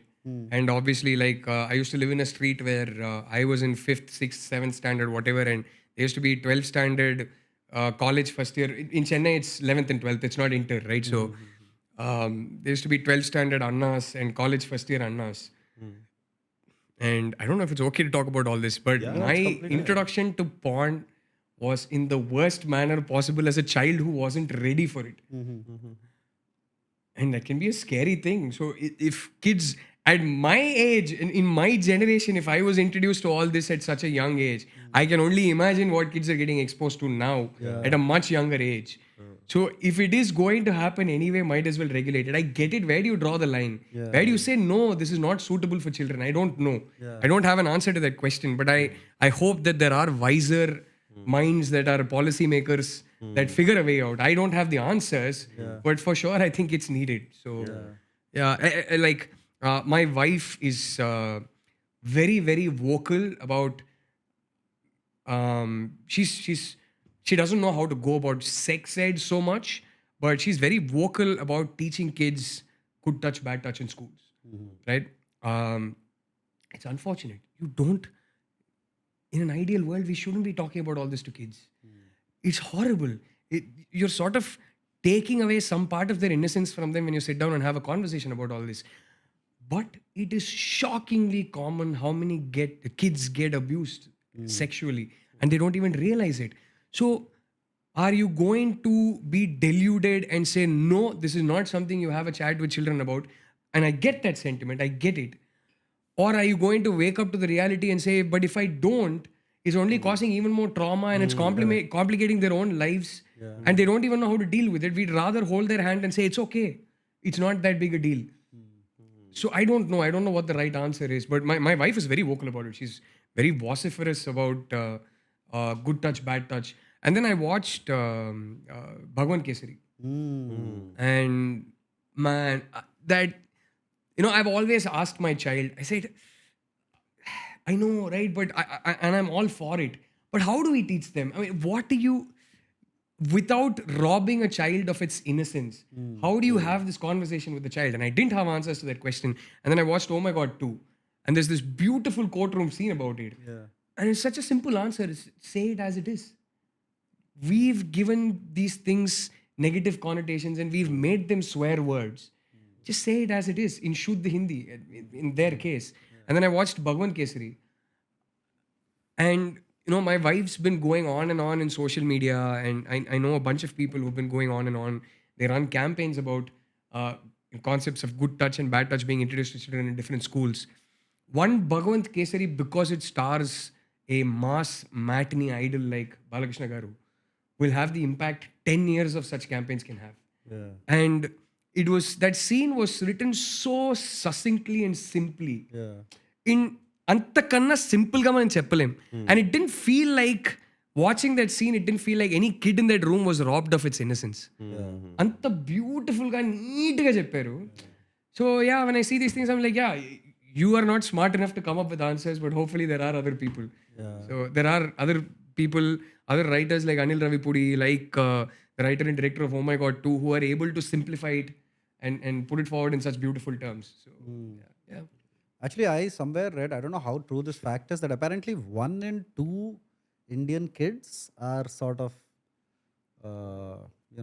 I'm not surprised, man. touched or whatever. Abuse, like. It's 1 in 2 means like every alternate, like every second kid. ante But I don't know how true it is. I can't claim like. and there is so much shame associated with it, and there is unfortunately, in a very high number of cases, it's usually a family member. And for some reason, because the whole thing is so unpleasant, the first reaction of a lot of parents, I'm not saying everybody, but a lot of parents, is to brush it under the carpet and hush it and tell the child that they're imagining things and they're lying. And you are causing such permanent scars on that child's psyche, and you're having such far-reaching impact on the kind of adults they will grow up to become and what their own sense of self-esteem is, that it's horrible. So, when you see things like that, the minute it's an uncle or some family member, the last thing you want to do is not cause badnami to the family. And what are those instincts? I don't understand. But those instincts kick in because that's how those parents have been conditioned by their previous generations. So hopefully we can break that cycle because we have conversations about it now. So, I mean, you said 1 in 2 children. I'm heartbreakingly, I have 2 children. And there doesn't, a day doesn't pass where I don't pray that they're never forced to deal with anything like that. I really pray to God. And it hits me so differently now that I'm a father. But I lost my train of thought. But yeah, I was going to say, so when the Me Too movement happened, it was shocking how many female friends that I have in my known circle, I don't know why, I think because of my wife, they felt a certain safety in opening up to me. And a lot of them called and shared their stories. And it was heartbreaking to understand how much they've been dealing with it for all these years without being able to talk about it freely because of all the stigma around it, that you're somehow made to feel ashamed of yourself because of it. But the biggest shock for me was, after a while, I was like, is there anybody in my friend circle who's not had this kind of an experience? Is it that common? And the number of people who said such experiences were experiences that they had when they were children was an eye-opener for me. And so when you tell me now that it's 1 out of 2, I don't find it too hard to believe, and it breaks my heart. So it is the reality that we live with. So how much longer can we keep saying, no, it's not ideal? We don't live in an ideal world. So I want to ask another question. yes, got suddenly very serious. So yes. No, so like, see, your image is of the, for lack of a better word, okay, don't take offense, Okay. right? The Vogue guy. Okay. I will not take offense. I don't know, the word is a little tricky, right? And right now, yeah, it's suddenly become a bad word. I don't know Yeah. like why. It's suddenly okay. Anyway, So like, and the other thing, I was just saying it, I don't know if it's going to come out wrong, but on social media interactions that people have with you, okay. you are always paying the Chinmayi tax. In the I'm paying the sense, Chinmayi tags. Okay. in the sense that you get a lot of hatred because yeah. you are with Chinmayi. That's the whole thing, right? Yeah. And both of you are kind of like, the couple. I mean, it's kind of beautiful, actually. It is beautiful, not kinda. It is like you guys always say the right things and the things that. No matter what. Yeah, and like you are vocal about what you feel and all of that. Isn't that like some kind of pressure that, like, like you cannot go wrong, man? Do you realize that? Like, Okay, there's multiple questions in that one question. So let's go one at a time. First of all, I don't know what woke is. There doesn't seem to be one universally accepted definition. It is such a broad, abstract, vague word. And I think at some point in my naivete, maybe 5-6 years back, I thought I was actually woke and I was very proud of it. And then I met some people who are even younger, who have such an evolved understanding of the world around them. I felt like, man, I don't think I'm woke enough, so I should stop calling myself woke. I think you need to earn it. And then suddenly over the last 2 or 3 years, it became a bad word. I don't even know why.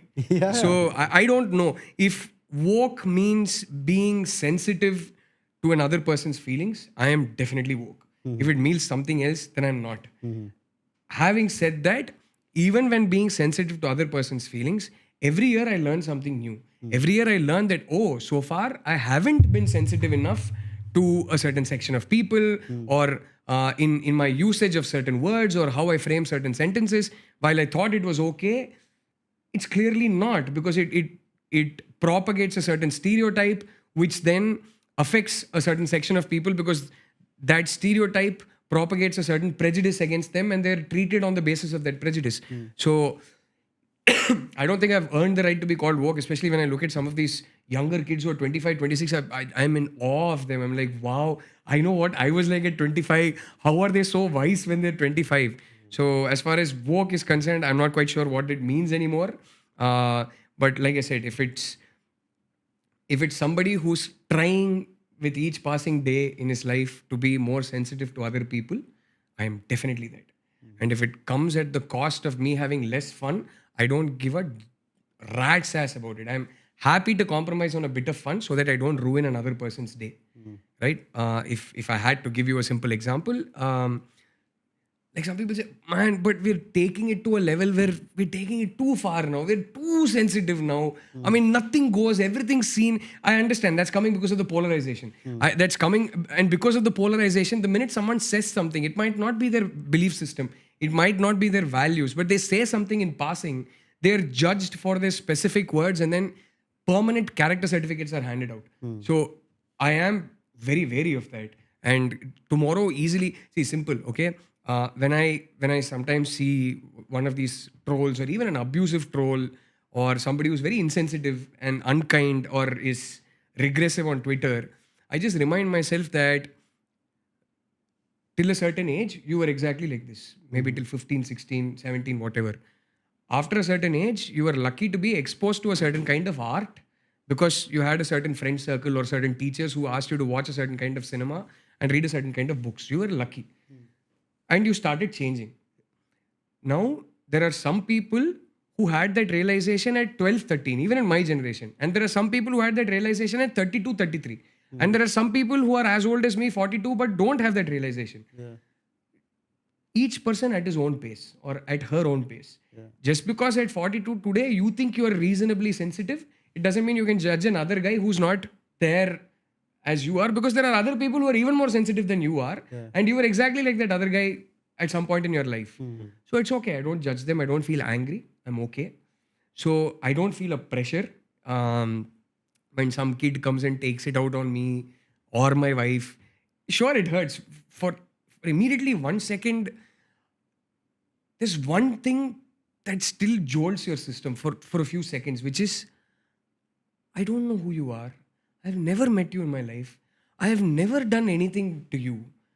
I have never done anything to you to deserve this anger or this hatred from you. Why? The sheer senselessness of that injustice still gives a shock to your system for a few seconds. And then like, it's okay. It's okay. When you were a kid, like for example, just a vague example.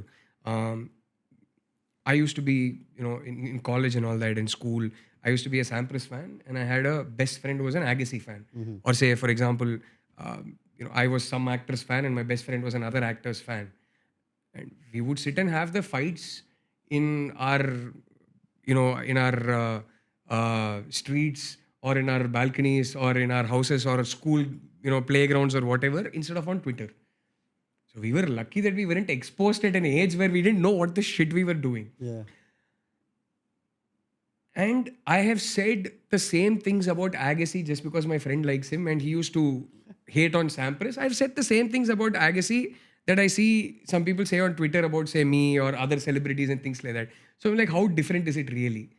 So they probably don't mean anything. And there is a good chance they will also learn like you learned, and they will also evolve like you evolved. And there is a good chance that you still have a lot of evolution to do because you don't even know it yet. Because at 20, I didn't know in what ways I had to evolve. Now I have certain realizations. I'm sure 5 years down the line, I'll realize, wow, 5 years back I was like that. So, and as long as that keeps happening, you're fine. It means you're growing as a person. So then after those initial few seconds, you're like, it's okay, man. It's okay. And as far as I know, to everybody listening, I know in what context you couldn't see. I'm sure this also goes on YouTube. So people watching on YouTube will be able to sense with, what, in what mood or tonality Hriday coined the term the Chinmayi tax. But people hearing it on the podcast might not, and I don't want it to stick. No, And I don't can want it to explain be- what I mean, though. Yeah, I know. I don't want it to stick, and I don't want it to, become another rallying cry for Chinu haters, so to speak. And she has enough lovers anyway. So they will always defend her to Hey, death. I'm sorry, we can cut this out. I didn't want Hey, to no, bring... we'll have it on. We'll have it Okay, on. okay. So as far as that Chinmayi tax is concerned, I find it funny that... Yeah, it's kind of hilarious, right? I find Like- it funny that I'll tell you two things. Me and my wife have a lot of discussions. There are a lot of things about which we agree. And there may be some things about which we don't agree. And sure, there may be certain things about, like sometimes I tell her, I say, Chinnu, I know it's a burden that you needn't carry. I know it's a responsibility that shouldn't be shoved down your throat. But you are erudite. You are intelligent. You know how to communicate well. Sometimes I feel like if you would just take a deep breath and look at some idiot who says something really vile and poisonous on Twitter to you, once it crosses a certain line, I don't care. But sometimes when you know that somebody just doesn't know any better, it's just an idiot who's immature, who's probably very young, is probably a 18, 19-year-old kid, why don't you take a deep breath and explain to him in a kind manner why he's wrong? Yeah. And sometimes he's like, yeah, maybe. And sometimes he's like, fuck you. Yeah. I'm too angry. I can't. It is not my responsibility to be sitting and changing these idiots. Their parents should take care of it. Their teachers should take care of it. So if he comes and affects me, if he comes and calls me names, and if I feel angry, I'm going to give it back to him. And I'm like, yeah, fair enough. Do it. Would I ever do that? No. Does Chinnu do that sometimes? Yes. Is that anger justified? Most times in my book, it is. So we are two very different people. We have two extremely different responses to the same situations. Okay.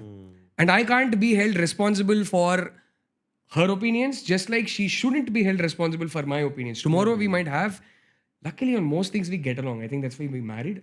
But tomorrow it could be about something. It could be a movie. It could be, I don't know, it could be politics.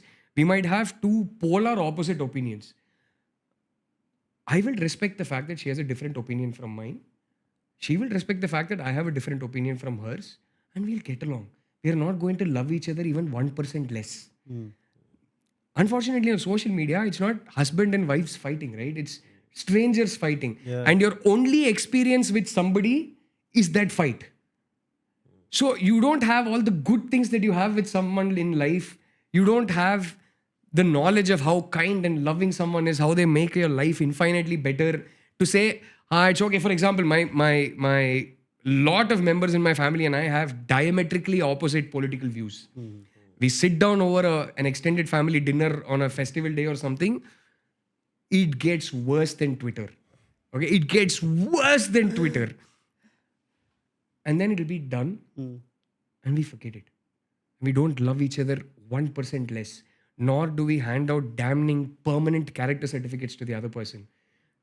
Nor do we permanently judge that person based on just one aspect of their personality, which is their political views. I refuse to lose my ability to not hate anybody. Even if their views are extremely problematic, even if, say, it's a fellow filmmaker and the kind of cinema he makes, I find extremely problematic, I refuse to lose the ability to not hate him. It's okay. That polarization I feel is bad. So as a result of that polarization, sometimes she pays for, I might say something like, I really liked an actor's film. Yeah. And then there'll be And they'll go people- to her. They'll go to her And and then she'll say, say something, they'll come to you. yeah. It's like, what is going on, man? Yeah. Like, decide who you hate. Is it fair to expect her to answer to hate because I like some stars? Yeah, It's not fair. Similarly, sometimes she might have a certain opinion that I may or may not subscribe to. I mean, sure, if you want to sit down and have a civil conversation about it, sure, if I have the time and if you have the time. But if you're just going to come and abuse me, like I said, for those few seconds, it jolts you. Like, అరే నువ్వు ఎవర్రా భయ్, నేను నీకు లైఫ్లో ఏమైనా తప్పు చేశానా, నిన్ను మోసం చేశానా, ఎందుకు ఇంత ద్వేషం నా మీద, ఎందుకు ఇంత హేట్ నా మీద అనేది అర్థం కాదు. And then few seconds like it's okay man, it's okay. So most times I tell my wife, అరే don't take that machine gun out no, it's okay, why don't you go reply to somebody when you're less angry. And sometimes when I look at some of these tweets, I'm like, thank God there is at least one Chinnu who doesn't have any filter when it comes to taking that machine gun out. I'm like, కొందరైనా ఉండాలి అట్లా. అన్ని celebrities సరేలే మనం భరిస్తూనే ఉంటాం, ఓకేలే ఓపిక పట్టుకుంటున్నాం, ఓకేలే ignore చేద్దాం, ఎవరైనా ఒక్కరైనా తిరిగి ఇవ్వాలి కదా అని అనిపిస్తుంది. So sometimes when I look at it, I'm like, nice that somebody is giving it back. Sometimes I look at it and I tell her, I'm like, okay fine, you do your thing, but why don't you, I'm like, yeah, but it depends on my mood. I'm like, I get it. It's okay. So I'm like, if you're okay coming and abusing some person you've never met in your life, great. If somebody like me is going to ignore it or move forward, but if somebody is willing to give it back like her, Then take it. cop it, man. It is what it is. Is it ideal? I don't like what that person's doing or this person's doing, but it is what it is, and you to figure it out. So Yeah. so And sometimes also it's like not in your place to determine how angry somebody else should be, right? Because absolutely agree with you. Especially when it comes to certain things which as men we will never fully understand. This is the truth. Yeah. I have never walked in the shoes of a woman even for 1 hour in my life. We inhabit the same world, men and women, and yet it's very different for both of us. What shapes our personalities are very, very, very different from a very young age. The conditioning is so deep that we'll never get to the bottom of it. We'll never fully realize it, and we'll never be able to flush it out of the system. So who am I to say this is how angry you can get? You can't get more angry than this, or this is when you can get angry. I shut up. Because it is Chinnu, because it is a woman I love, because it is my wife, sometimes I very sweetly tell her, why don't you take a deep breath and then answer? Sometimes I don't even tell her that. And I definitely sure as hell will not go tell another woman that. So yeah. It is what it is. but married well, man. Congrats. I It's like you guys are the only two lucked out, guys who are like, saying it out. Like, But great woman also, man. Absolutely, man. Great woman. You have no idea how I think it's beautiful in a relationship when you find somebody who can love you and express that love just as intensely as you can, just as funnily as you can, just as romantically as you can, and who genuinely very deep down loves you exactly as much as you love the other person, not more, not less. Any couple, it takes time to get there. I think to begin with, you'll always have one person loving the other more, but at some point, some couples will get there.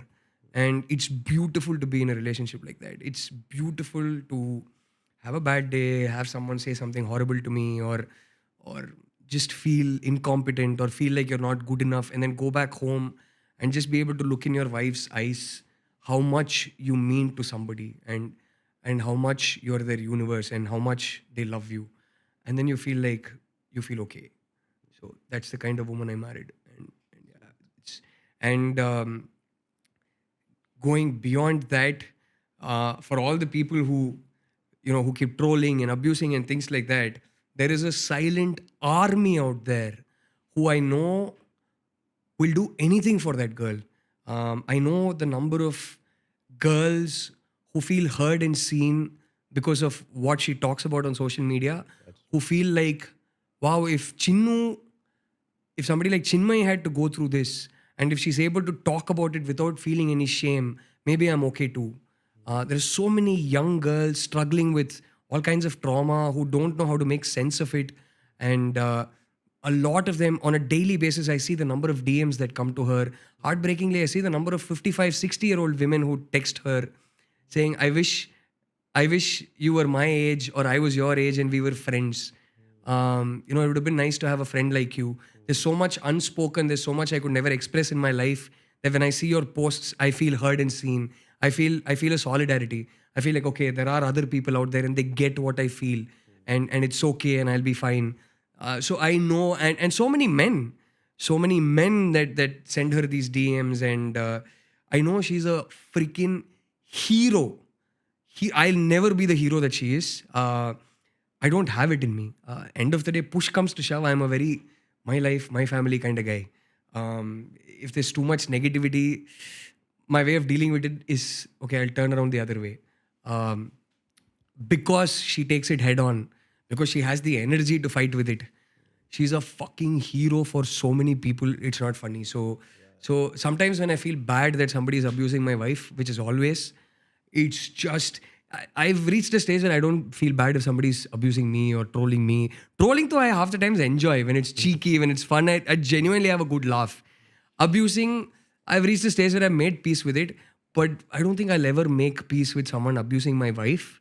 And I don't think I'll ever make peace if that starts happening to my kids tomorrow. But so what I do is I sometimes type hashtag Chinmayi or hashtag Chinmayi is a queen or whatever, and I look at all the complimentary tweets about her and I feel nice because there's millions of those too. There are millions for whom she's an absolute freaking Hercules. Yeah. So yeah. So it is what it is. That's sweet, man. No, now it seems like you're showing off, honestly. Oh, I'm showing off my wife for sure. Yeah, I've never backed out of that. No filter. No, but How many people get to marry? Okay, someone as man, don't make talented us as feel her, so man? bad now. It's Yeah. okay. No, Some I'm of saying us are someone as lonely. talented as her. So yeah, No, I was like, that was a backhanded compliment. I hope it came across like that. I know. It put a big smile on my face. No, but I just imagine for the two of you opening Twitter must be like a ring of fire, no? Like it's like going into a portal of like. Yeah. It's not the same for us, I imagine. But anyway, let's move beyond that topic. Yeah. Sometimes I'm like, why do I even open this? But the reason I keep opening Twitter is, like I said, one, beyond all this, I think it's definitely helped me evolve as a person. I think it's helped me have conversations with people I have no geographical contact, physical contact with. And I would have never been able to understand people from so many different walks of life, people from so many different backgrounds that I would never have come in contact with. And it's really nice to get their point of view, understand their take on it. That's something that's great about Twitter. And especially now that we have long form Twitter, so many people write these amazing threads where they're verbalizing their feelings. And as a writer, I think it's very important. It's very important to get a keen understanding of different kinds of people. It really helps when you write. And it's lovely that on Twitter I have access to this, outpouring of feelings, and you begin to understand why somebody behaves a certain way. You begin to understand their motivation, what shapes them, what inspires them. And the other thing that's awesome about Twitter is that it is today the fastest source of news. And I'm a massive sports fan. I'm a sucker for almost every sport. I follow, 12, 15 different sports. Really? And nothing gives you news and scores and live updates and transfer news and things like that as fast as Twitter does. Yeah. And it usually comes from the horse's mouth. Yeah. Usually it's the athlete themselves making an announcement on Twitter. So I can't stay away from Twitter. It is my primary source of news today. And like I said, I think it helps me evolve. So and often you get a lot of kindness too on Twitter. Don't Really? you? Yeah. Absolutely. For every guy who comes in just randomly for no reason abuses you, there's also somebody coming and saying, hey, I watched your film today. It was really sweet. It made my day. And just puts a smile on your face, and you have a spring in your step the whole day. So there's that too. So, yeah. What do you do when like it gets to you? Of course, there'll be days when like you're not so zen about it, right? Aren't there days when it affects?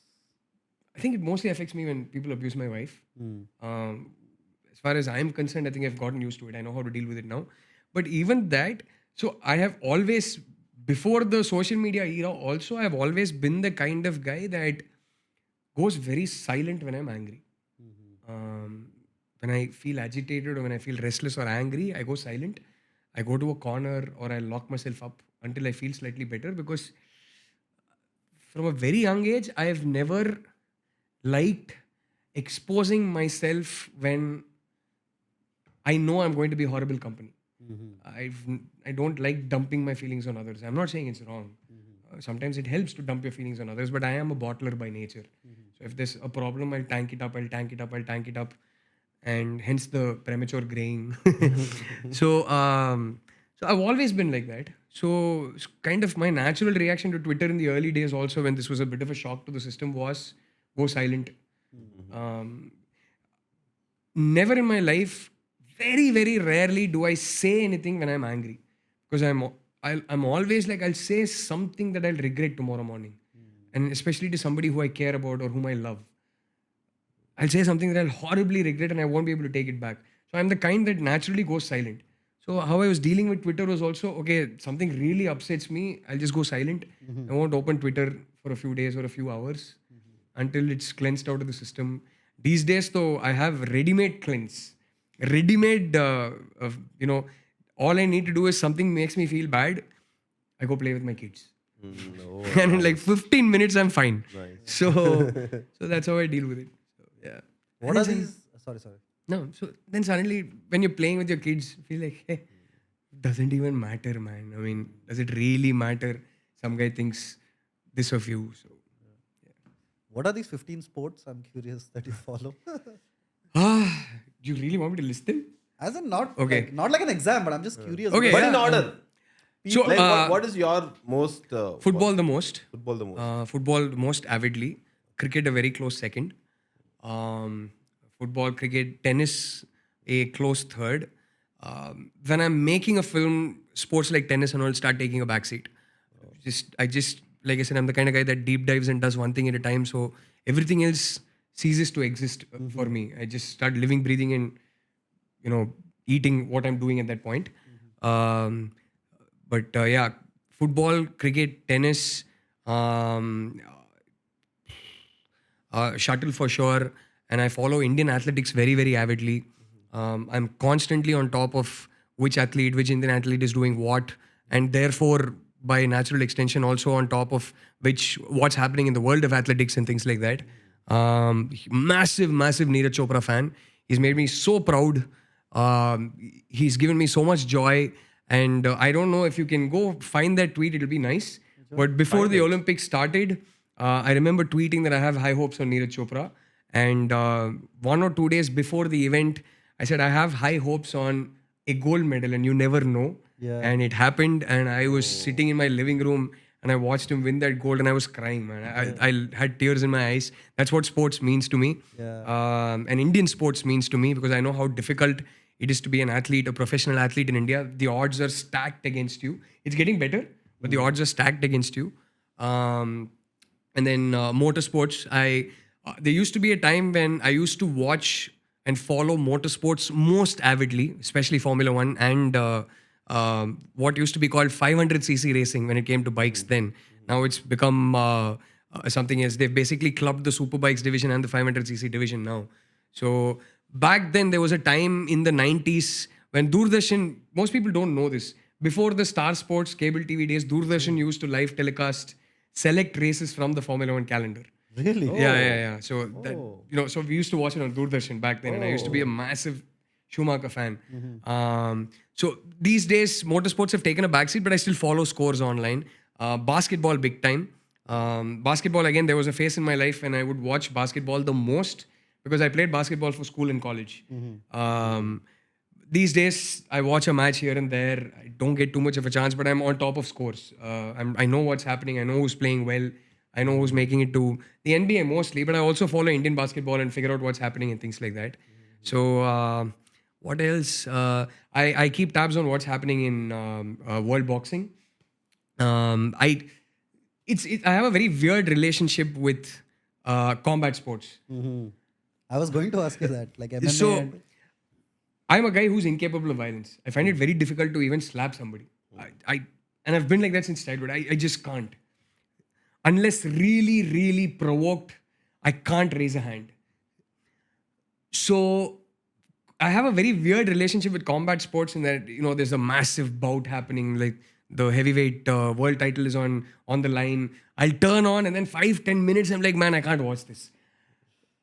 And yet I am endlessly fascinated by what it takes to have the psyche of a combat athlete, what drives them, and the discipline involved, to push yourself to a point where no holds barred, so intensely you're violent 1 second, and the discipline it takes to switch off once that bell goes. Yeah. And you will find them to be the most non-violent people on earth.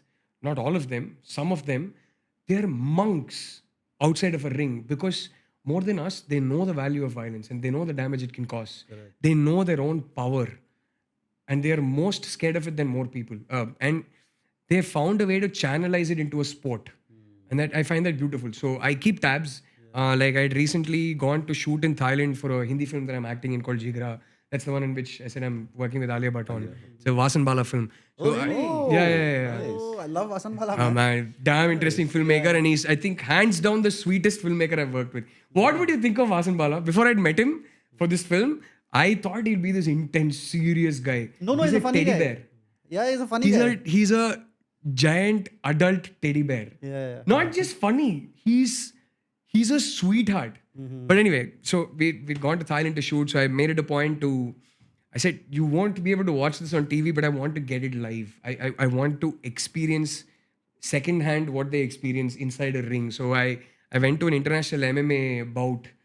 In fact, there were a series of bouts. So yeah, combat sports. What else? Badminton I've already listed. Badminton very, very closely follow. I follow TT quite a bit. I don't know how many of you know our girls day before yesterday beat there's a world team event going on. So the Indian girls team is there. Yeah. And they beat the Chinese world number 1 and world number 2, Shrija Akula. And yet we lost the decider. So we lost the tie. But yeah, so I follow that. What else? I don't know. Have I listed enough? No, that's okay. Yeah. It was not like a There's a few more that I can't remember now. So incidentally, when it comes to the Asian Games or the Commonwealth Games or the Olympics, I will literally sit and follow every discipline. There is this, I don't know, I have a massive inbuilt curiosity for, hey, how do they play a sport? Yeah. How do you crack it? How do you Olympics play it happens, well? right? So for me, it's when it happens, I will, unless I'm working, I will sit. Early morning, I will wake up, I will sit and watch TV the whole day. I will watch any and every sport, from curling to dressage to whatever it is, dressage, to whatever it is, I'll sit and watch. So typically what happens is, and I've been doing this since, I would say 92 Barcelona, I think it was. Atlanta 96. 96. Yeah. Atlanta 96. So Barcelona was 92, not 94, right? Barcelona was 92 only, correct. Yeah. So from 92, Barcelona was the first Olympics that I remember watching. Okay. And so since then, so obviously between Olympics, you're still keeping tabs on what's happening in most of those sports. Who broke a world record? Archery is another sport I follow very closely because growing up, when I would take a lot of pride in Indian athletes who were achieving despite all odds stacked against them, despite the corruption in the system. We had a world number 1 called Limbaram. And then we had Deepika Kumari, who's a world number 1. So I keep tabs on archery.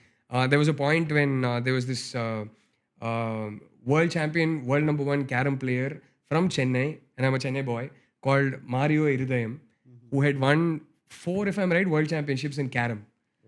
So I used to follow carom.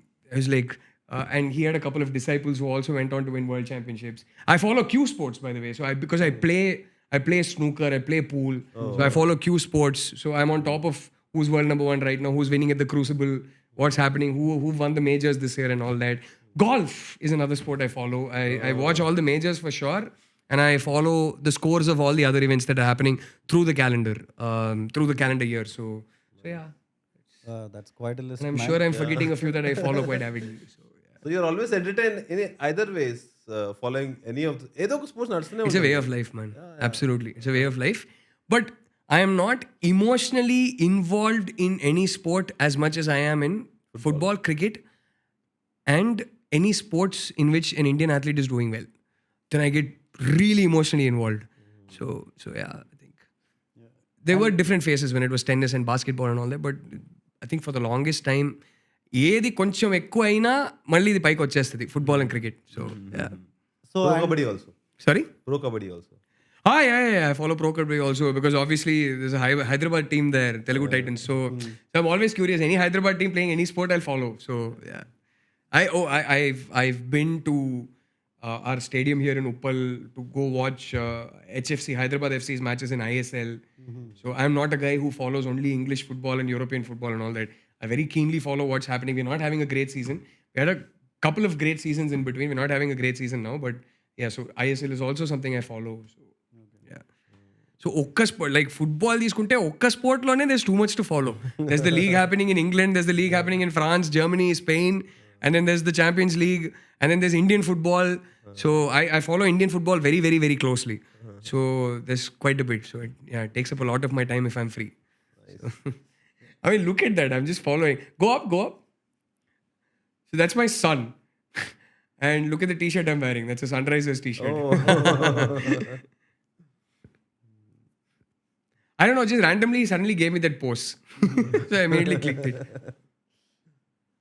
Wow, somebody's religiously scrolling so much. How long back have you gone? What are you searching for even?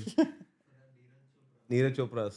That is last Olympics. Yeah, man, that will be like 2021 basically. It was supposed to be in 20, it became 21 because of COVID. yeah. So this is not just following sports. I have a massive sports bucket list. Okay. And I've ticked off quite a few of them. So I've seen a T20 Cricket World Cup live in a stadium. I've seen an ODI World Cup live in a stadium. And I had an extra bucket list in the ODI World Cup, which was to watch an India-Pakistan match. So this World Cup, I went all the way to Ahmedabad and watched India-Pakistan. I've been to the final of the World Test Championship. So in cricket, all three formats covered. I went to the final. I forgot hockey. I follow hockey very closely. Anyway, so I went to the final of the World Test Championship in June when Australia beat us. It's been a depressing year because every final Australia keeps beating us. Yeah. So cricket, all three formats of the World Cup are done. I have been to the Football World Cup. I went to the World Cup that happened in Russia in 2018. I've been to a Hockey World Cup. So all three major World Cups in the world are covered. I have Rugby World Cup on my list. So Lavanya and Varun Tej, when they got married, I was supposed to go to Italy. So I was trying to combine it with the World Cup Rugby final, which happened in 2023. So I was like, మనం ఒక 1 week ముందుకెళ్ళి rugby final ఫ్రాన్స్లో చూసేసి వాళ్ళ వెడ్డింగ్కి వెళ్ళిపోదాం అనుకున్నా, but I had shoot, so I couldn't go to either. So I want to cover rugby world cup also. These are essentially the 4 major World Cups. So I've done that. I've seen live cricket in almost every iconic stadium in the country. All big stadiums covered. I've seen cricket at the Lords live. A lot of stadiums basically. Then I've been to a Champions League final in football. I've been to a French league game, a German league game, a Portuguese league game. I've been to obviously the English Premier League game. I've obviously been to Anfield. Liverpool is my favorite club. So I also have this derby checklist. So football lo ఒకే సిటీలో 2 teams ఉంటే దాన్ని Darby అంటారు, are చాలా long standing traditional లెవెల్డీ అంటే Darby అంటారు.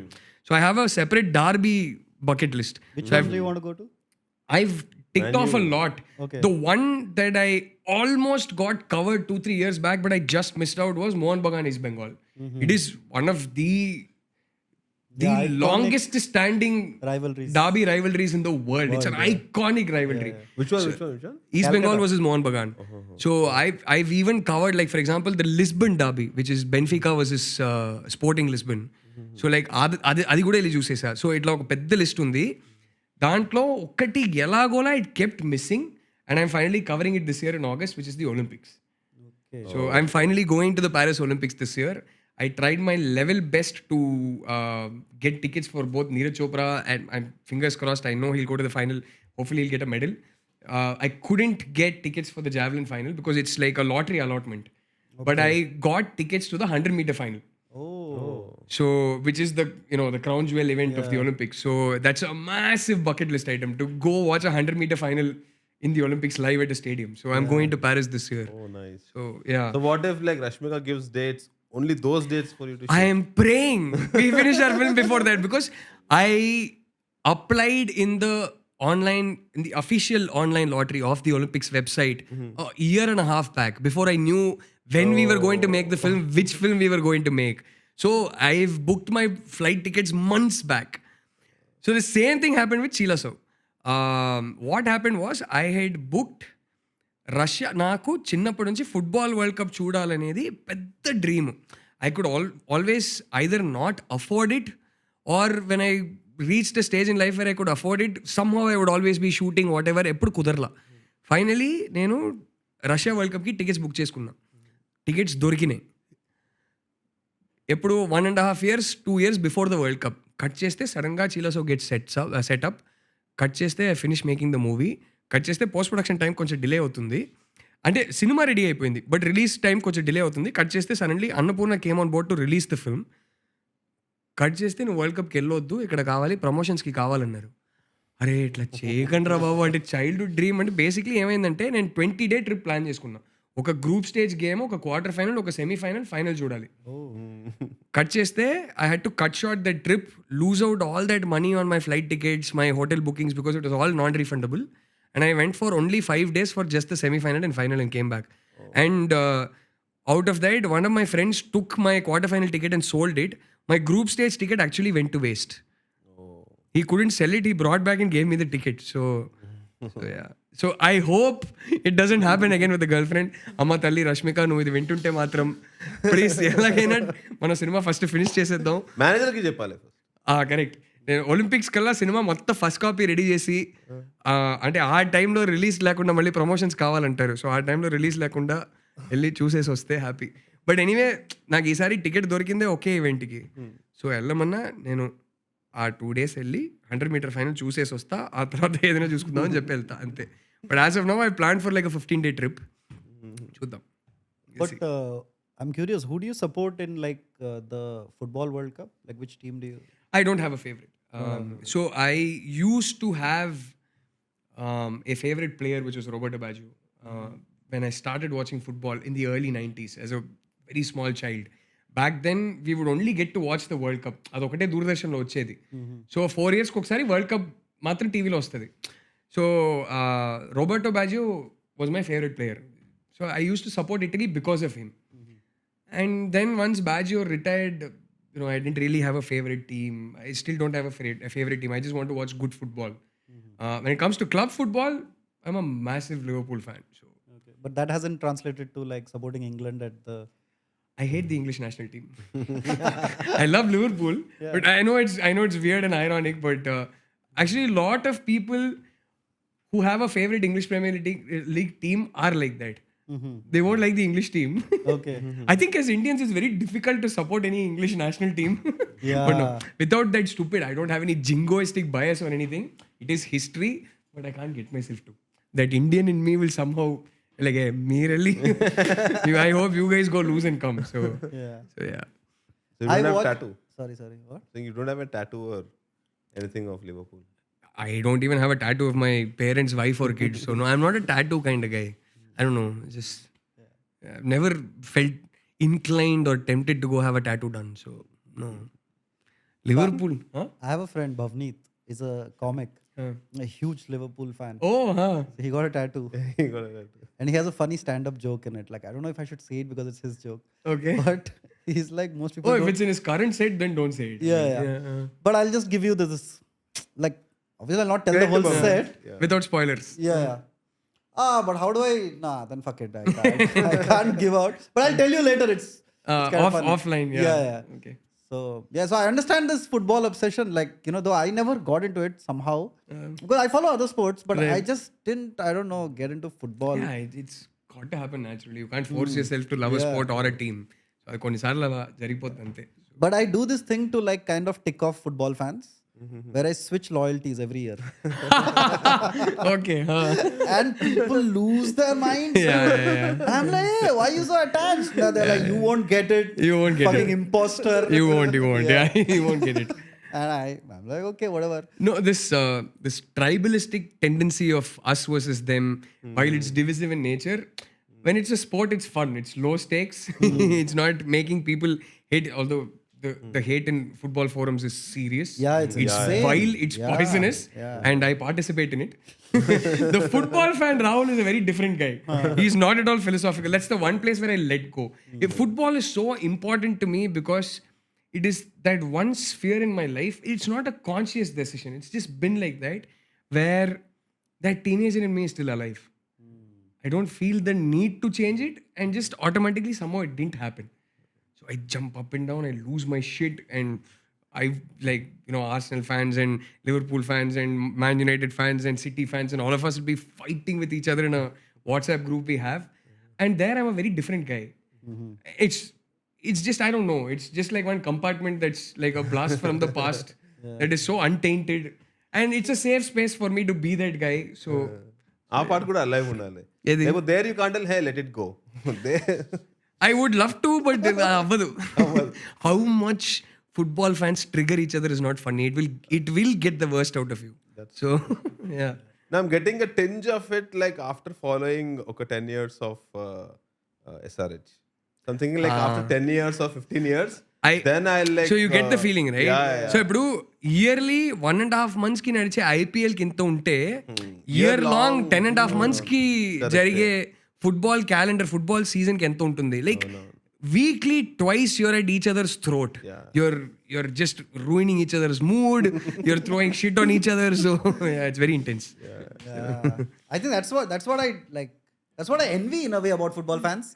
That they have that sort of like mad. I'm not that obsessed about anything actually. But it's just like, how can you be so obsessed? Right. Yeah. I feel like in India it hasn't come yet because like in IPL, it is still not a city-based love. It is still kind of majorly driven by the star. Correct. Players. Like, No, but interestingly, football is also like that. Why am I somebody sitting in Hyderabad, a fan of Liverpool FC? So for some reason, like I'll equate it to individual sports. That's a better parallel, right? So when it comes to individual sports, like say tennis, for example, yes, they're from a certain country and their flag is put next to their name, but they're not playing to win a medal for their country. It's not like the Olympics. They're playing for themselves. Correct. Like when Pete Sampras wins a Grand Slam, Pete Sampras wins a Grand Slam. You don't say It's America. not a Greek American winning a Grand Slam. So you don't keep a count of how many countries, how many Grand Slams this country have. So why do you develop an affinity? Why do you develop an affection? Why do you connect with somebody? And why do you become their fan? So this is sort of like that. There is no logical reason for it. It's just that one team will embody a personality that just resonates with you.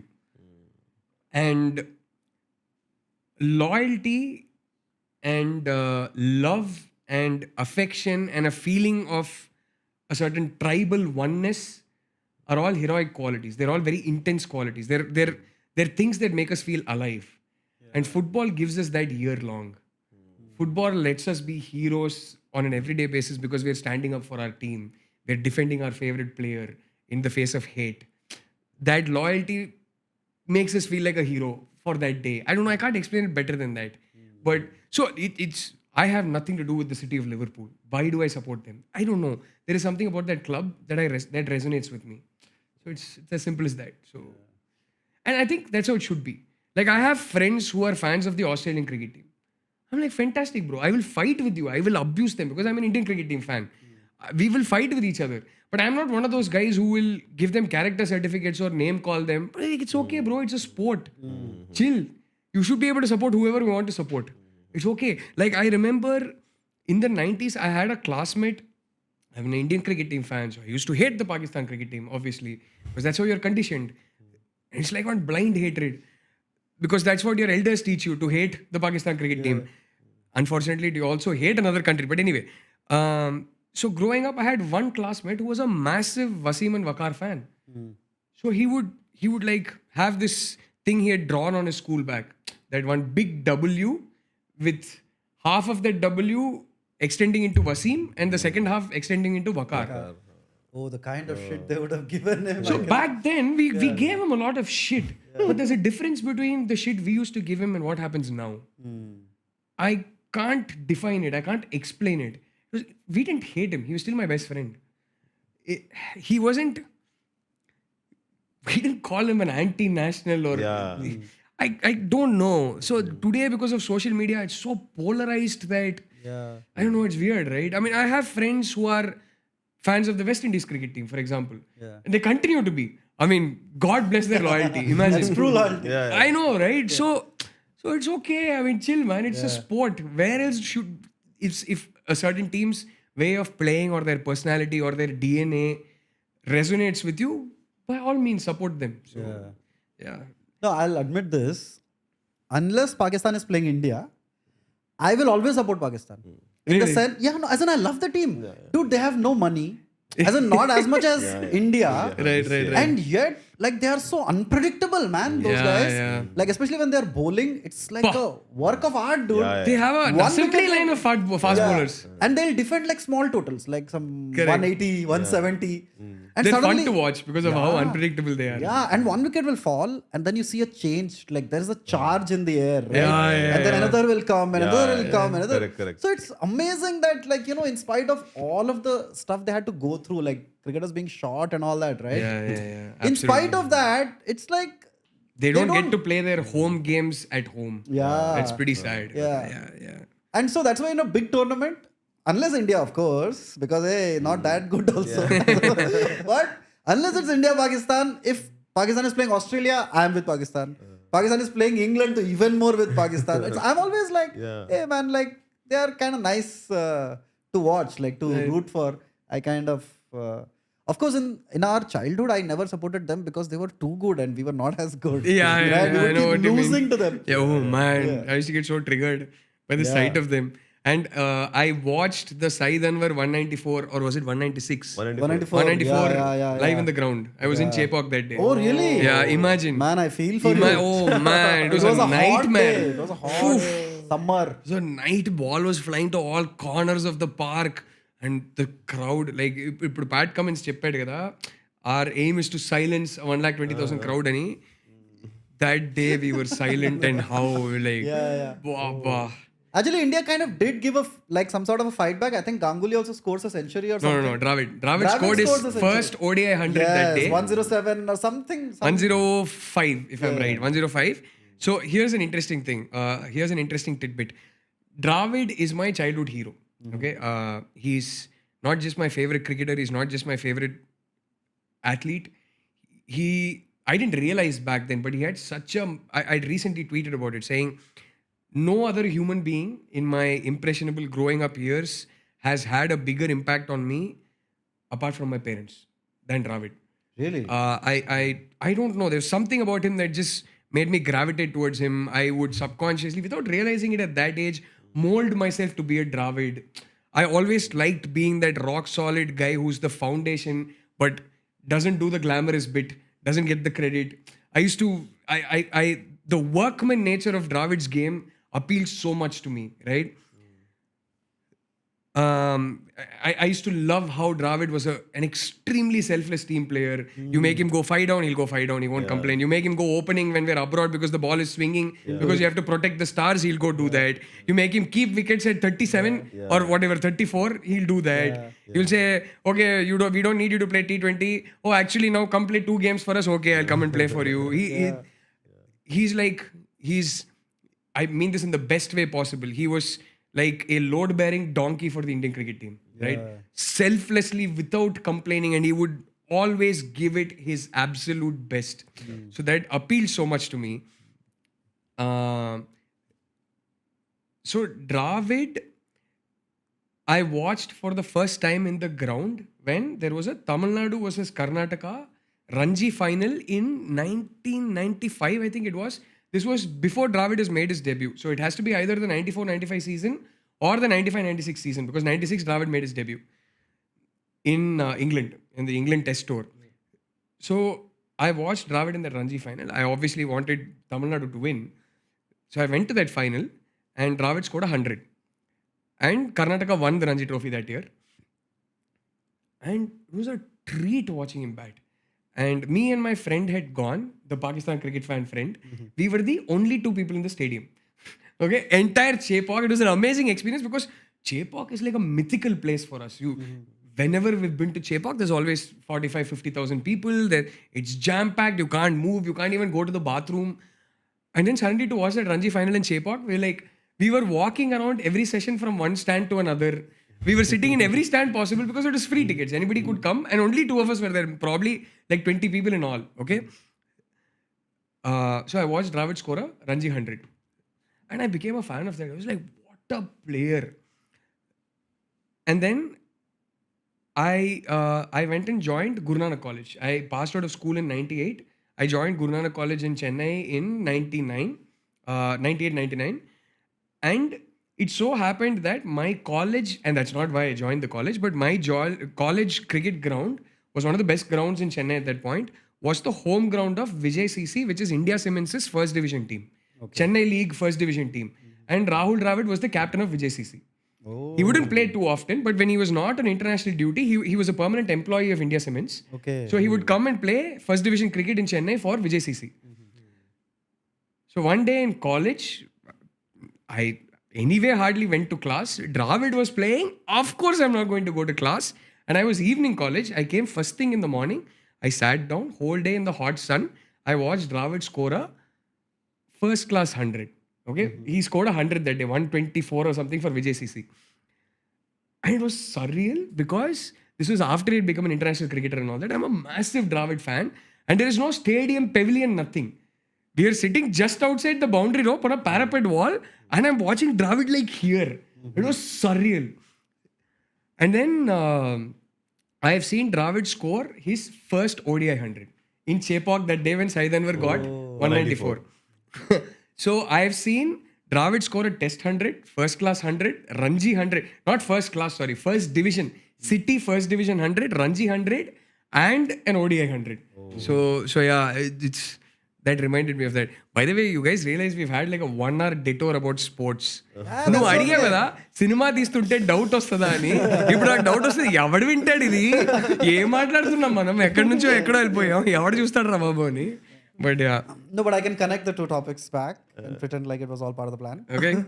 Of course, you can also always edit whatever you don't want. No. We have we generally prefer just to keep it. I mean, it's okay if they don't listen. Yeah. You know. So what are your favorite sports movies? Oh man, that's like a mixing of both your worlds, right? Yes, indeed. Oh man. So okay, here's the thing. If it's a sports movie, chances are I like it. Okay, even like Dhandanathan Goal and okay, I didn't want to take specific names as a professional courtesy, but no, not some of those films. But like Americans, like they make most movies, are color by numbers. They have a certain format, a certain tried and tested formula and a structure. And barring certain auteurs, they make their cinema like that. And that's sort of reflective of their sports movies also. But why Hollywood is awesome is that they get it right. Right? So they have their, you know what's going to come, you know the exact arc, you know what's going to happen, and yet it'll land because it's a sports film. And they get it right. When it needs to land, they know how to cook it right. Yeah. So I enjoy Hollywood sports films. But like I said, they're also reflective of the general philosophy of filmmaking in Hollywood, barring a few auteurs here and there.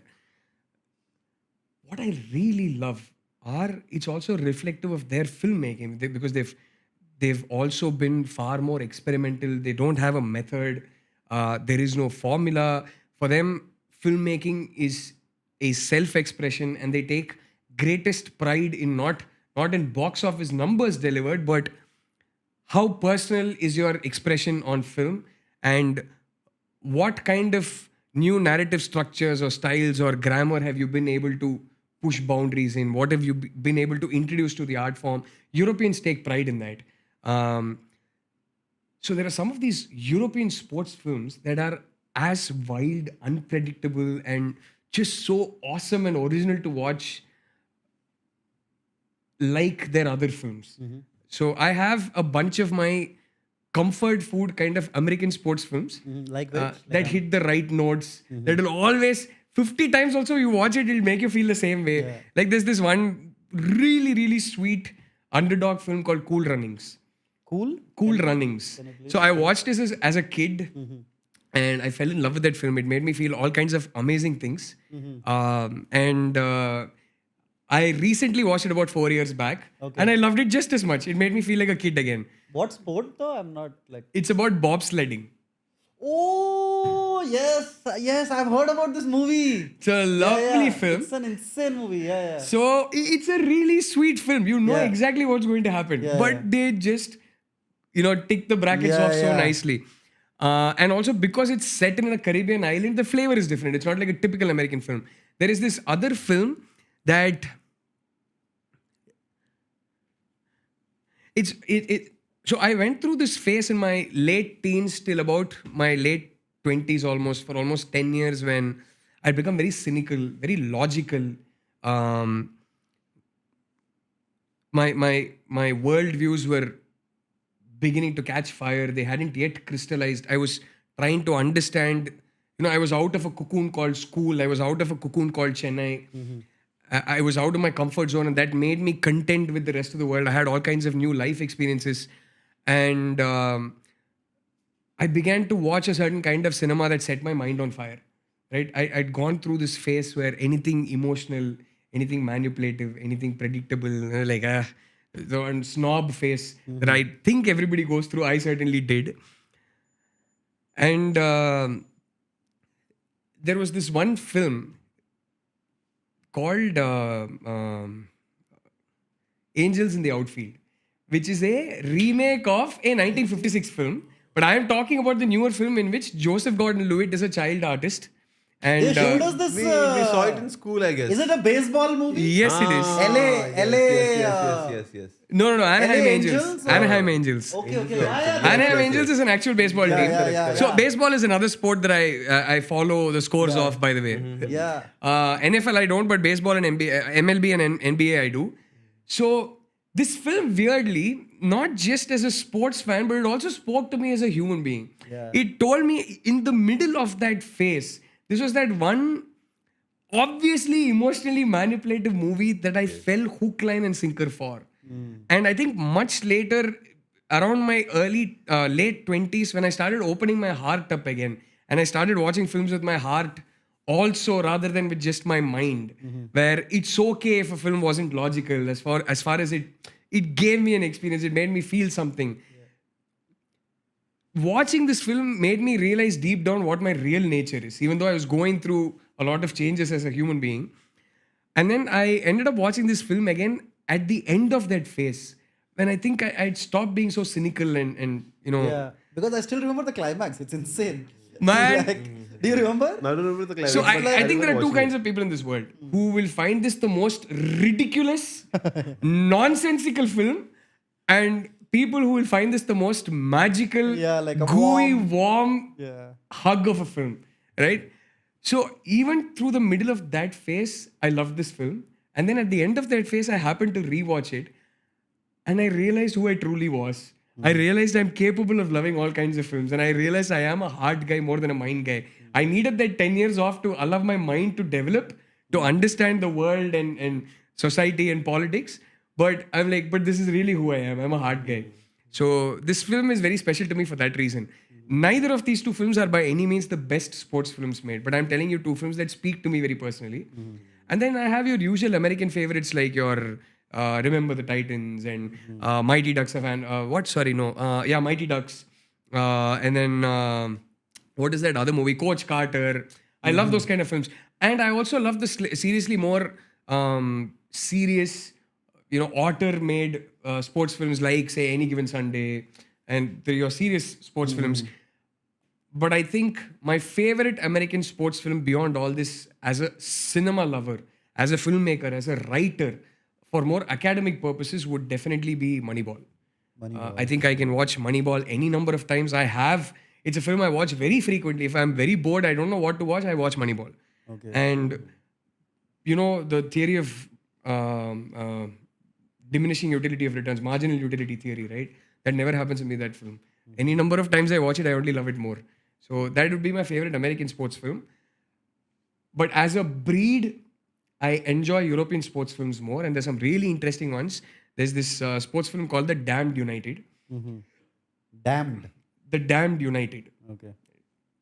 And I think that might just be my favorite sports film of all time. Can you just check that? Yeah, this one.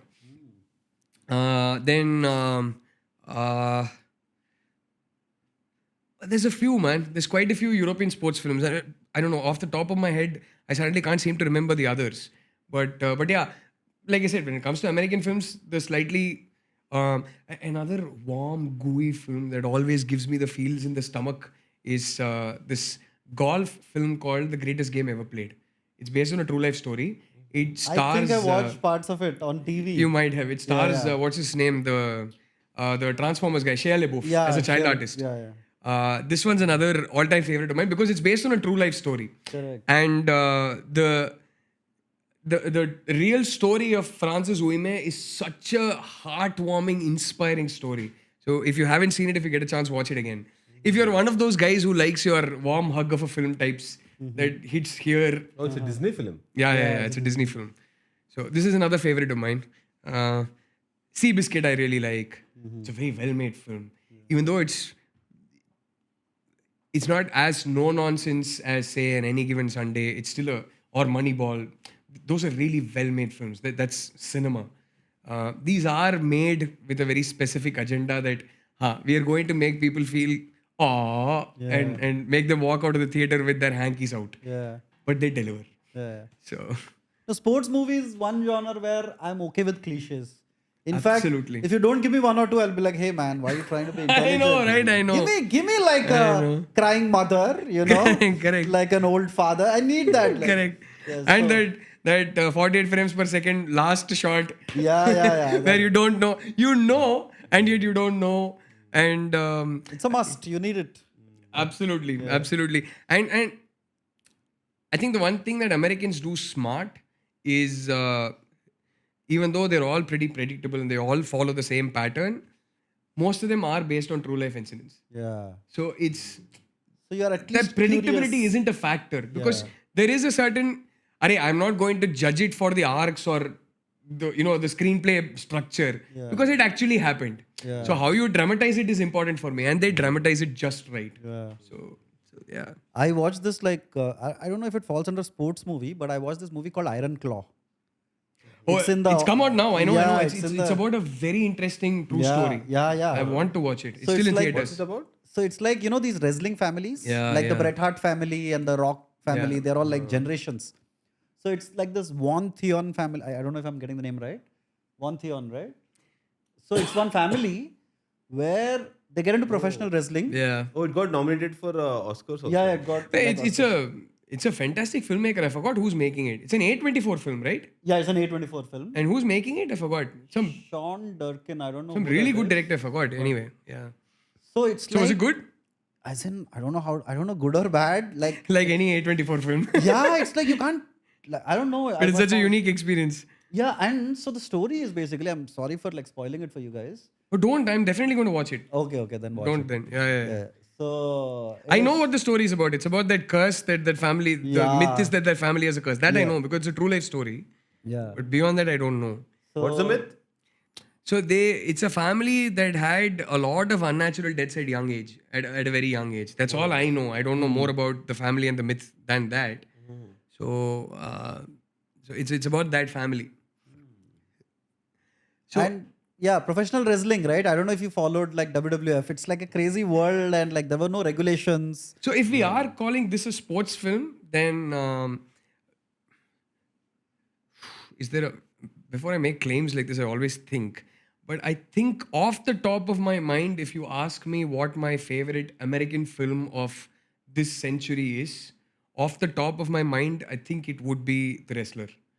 Darren Aronofsky's The Wrestler, Mickey Rourke. Yeah. Forget sports films. It is my favorite American film of the century so far. Okay. I think. I'll have to think hard if I like a film better than that. But for sure. And Darren Aronofsky is also one of my favorite American filmmakers.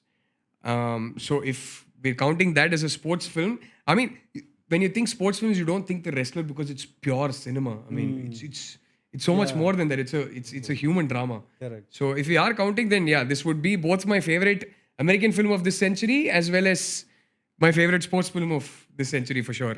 Chak De, what about Chak De? I love the film. How can I?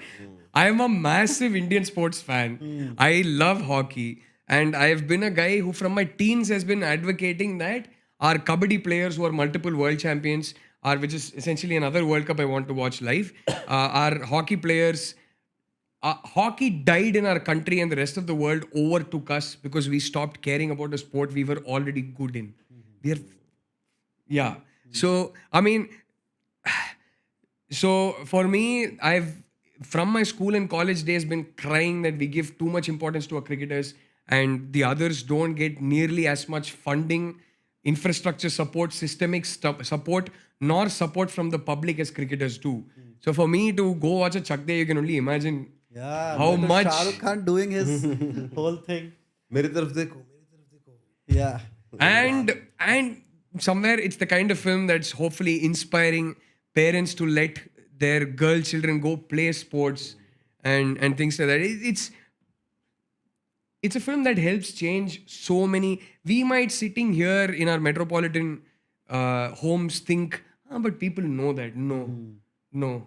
Those films are important. They cause massive social change when a Shah Rukh Khan does that film. We live in a bubble. We are not even 1% of the country. The country lives outside of its metros. And there is still massive change that needs to come about there. And a film like Chak De, I can only imagine, had infinite positive impact on the mindset of so many people. It normalized so many beautiful things and it made so many beautiful things more acceptable. I'm sure it made so many fathers stop for a second and think and suddenly maybe hopefully not have a problem with things they would have had massive problems with as far as what their daughters could and couldn't do. So I mean that And it film, also like tackles so many subjects, right? There is that whole like losing to Pakistan thing. Right. And then his And like he as redemption. coach, Right. I'm like, bring it on, Give it to me, buddy. bro. Yeah. Bring it on. So I feel like Chak De was the only like Indian sports film that kind of cracked that American sort Yes. of a formula, Yes. right? Like of writing like almost perfect. And yet it didn't script. feel like a knockoff of an American No, film. it was very Indian. It Man. was very Indian at heart. It had a heart of its own. Yeah. So It was just totally. this unique. But you know, movie. I know what you mean. That color by numbers pattern, the arcs are all there, the yeah. structure is all And there. your hero is like that. Yeah, like yeah, the guy yeah. who's just not bending.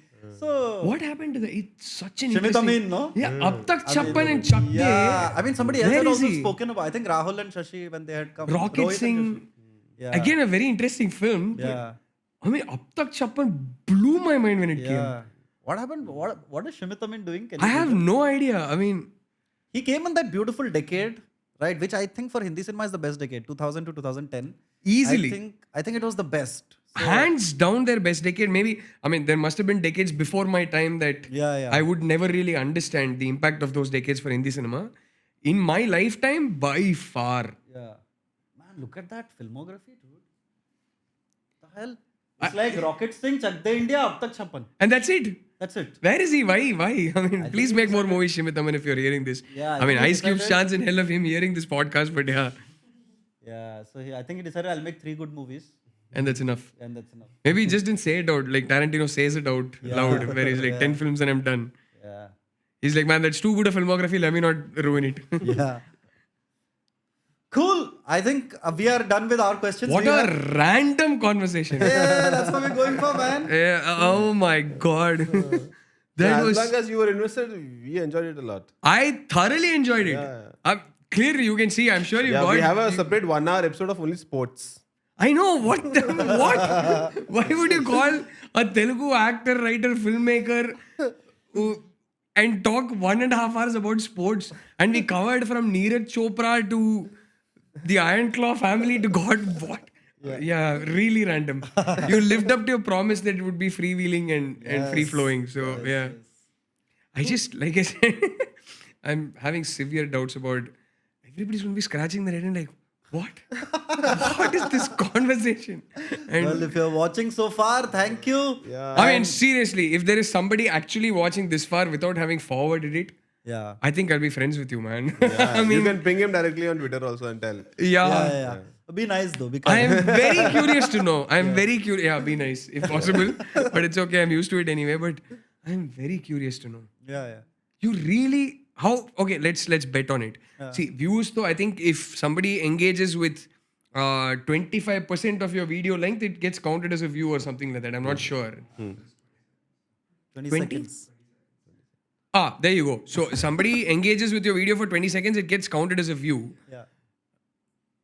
But between us, how many people do you think, let's say, for example, on an average, you guys do about 50K, 75K views, whatever, I don't know. At least 20,000 will watch the whole thing. The whole thing? Yeah. Yeah. This random gibberish? Yeah. You're actually saying 20,000 people will survive? No, people are 8%. loving. People. 8% of the total views are watched fully. That's not a bad. Yeah, but that is average. This randomest of random conversations? No, they'll watch. Yeah, they'll because I feel like, see, our intention was like honest. What was it? I don't know. As in just to have a conversation. I We're know, not that's trying- what we did. But it's like my mother has a very simple way of putting something. Like I used to have, I don't want to take names, obviously. So my mother was a big fan of a certain star, and I used to defend another star's films.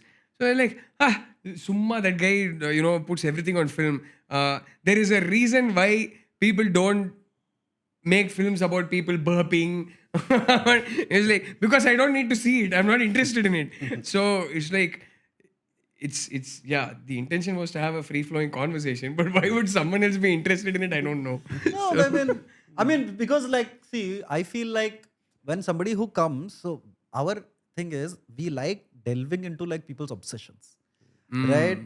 Because I feel like that is a nice reflection of who they are. So if you notice, I mean, I don't want to reveal it out right now, but generally when somebody comes, we discuss their work in the beginning only.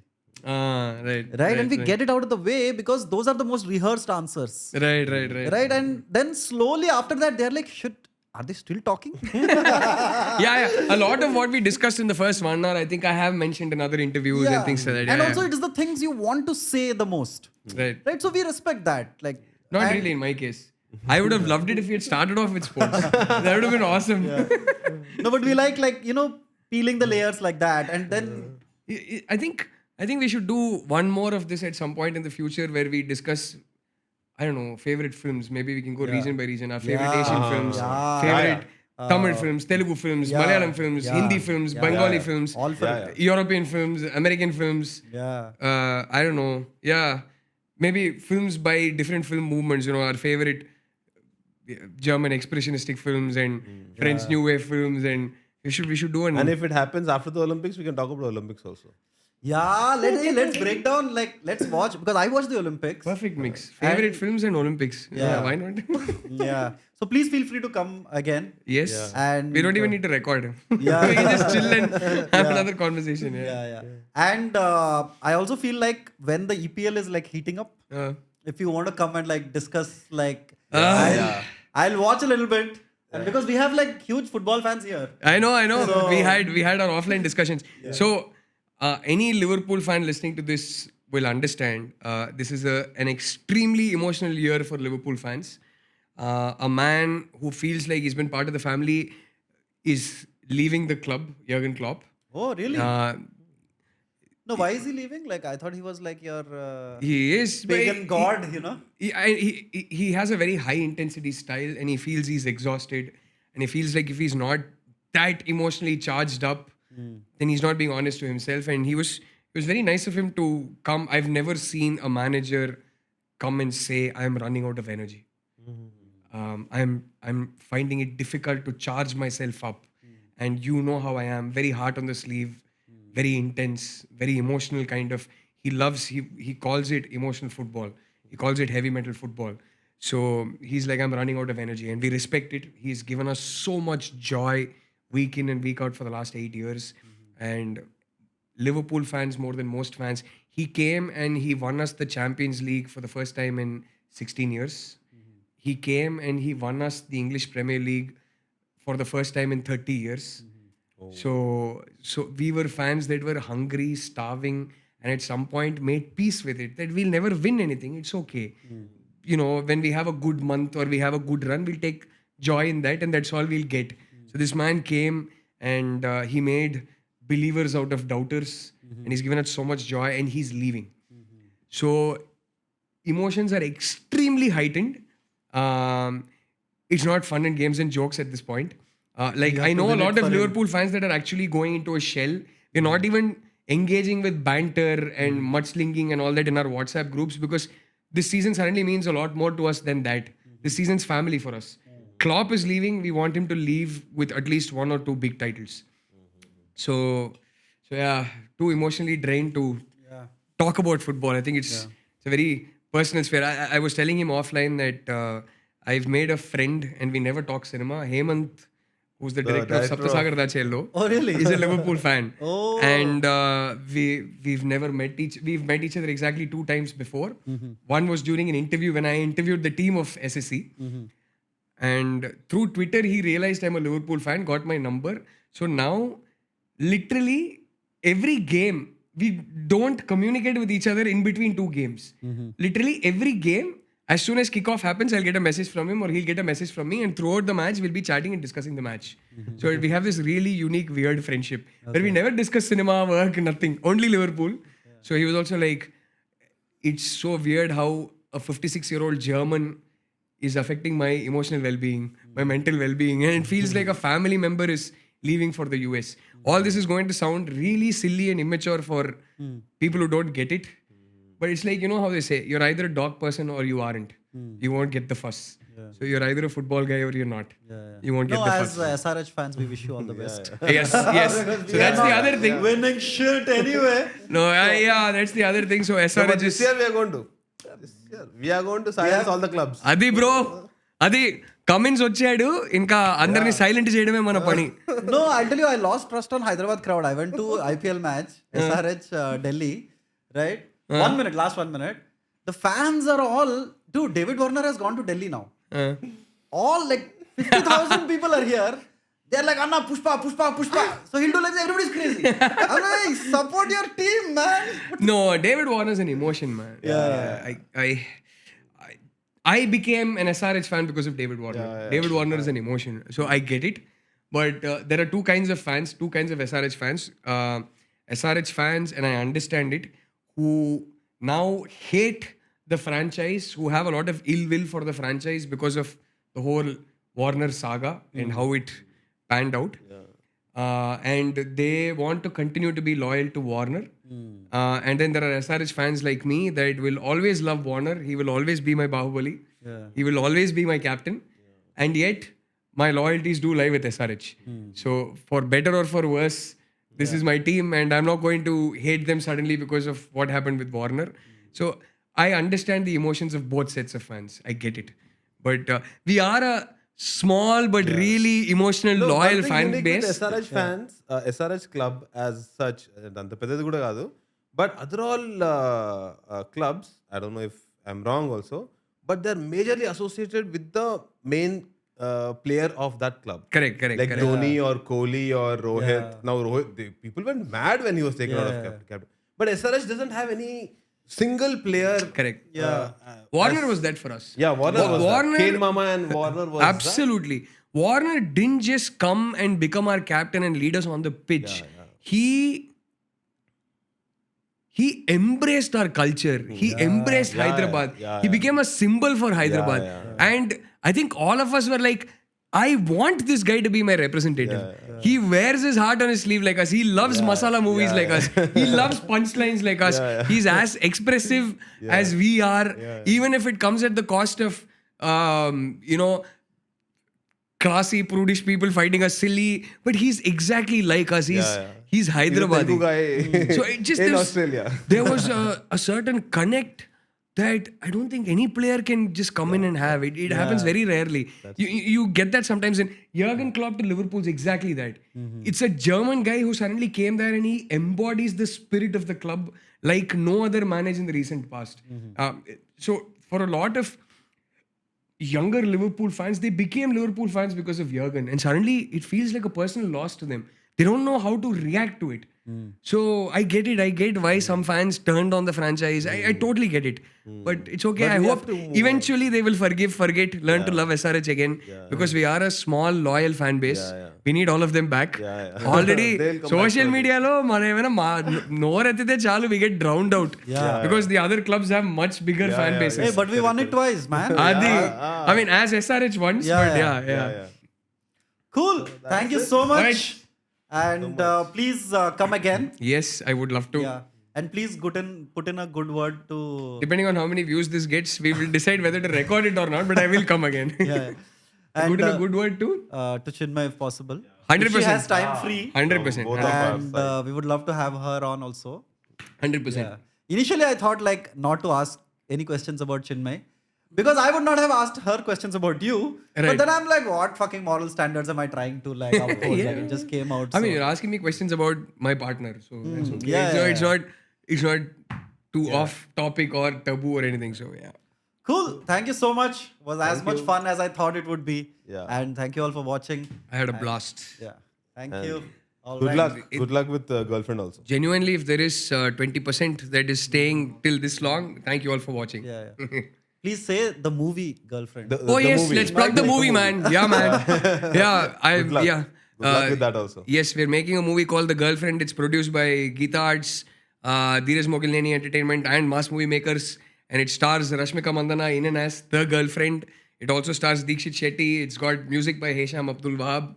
So yes, please check our film out when it's in theaters. That was the most inefficient plugin in the end, like just as a last minute, but that's nice.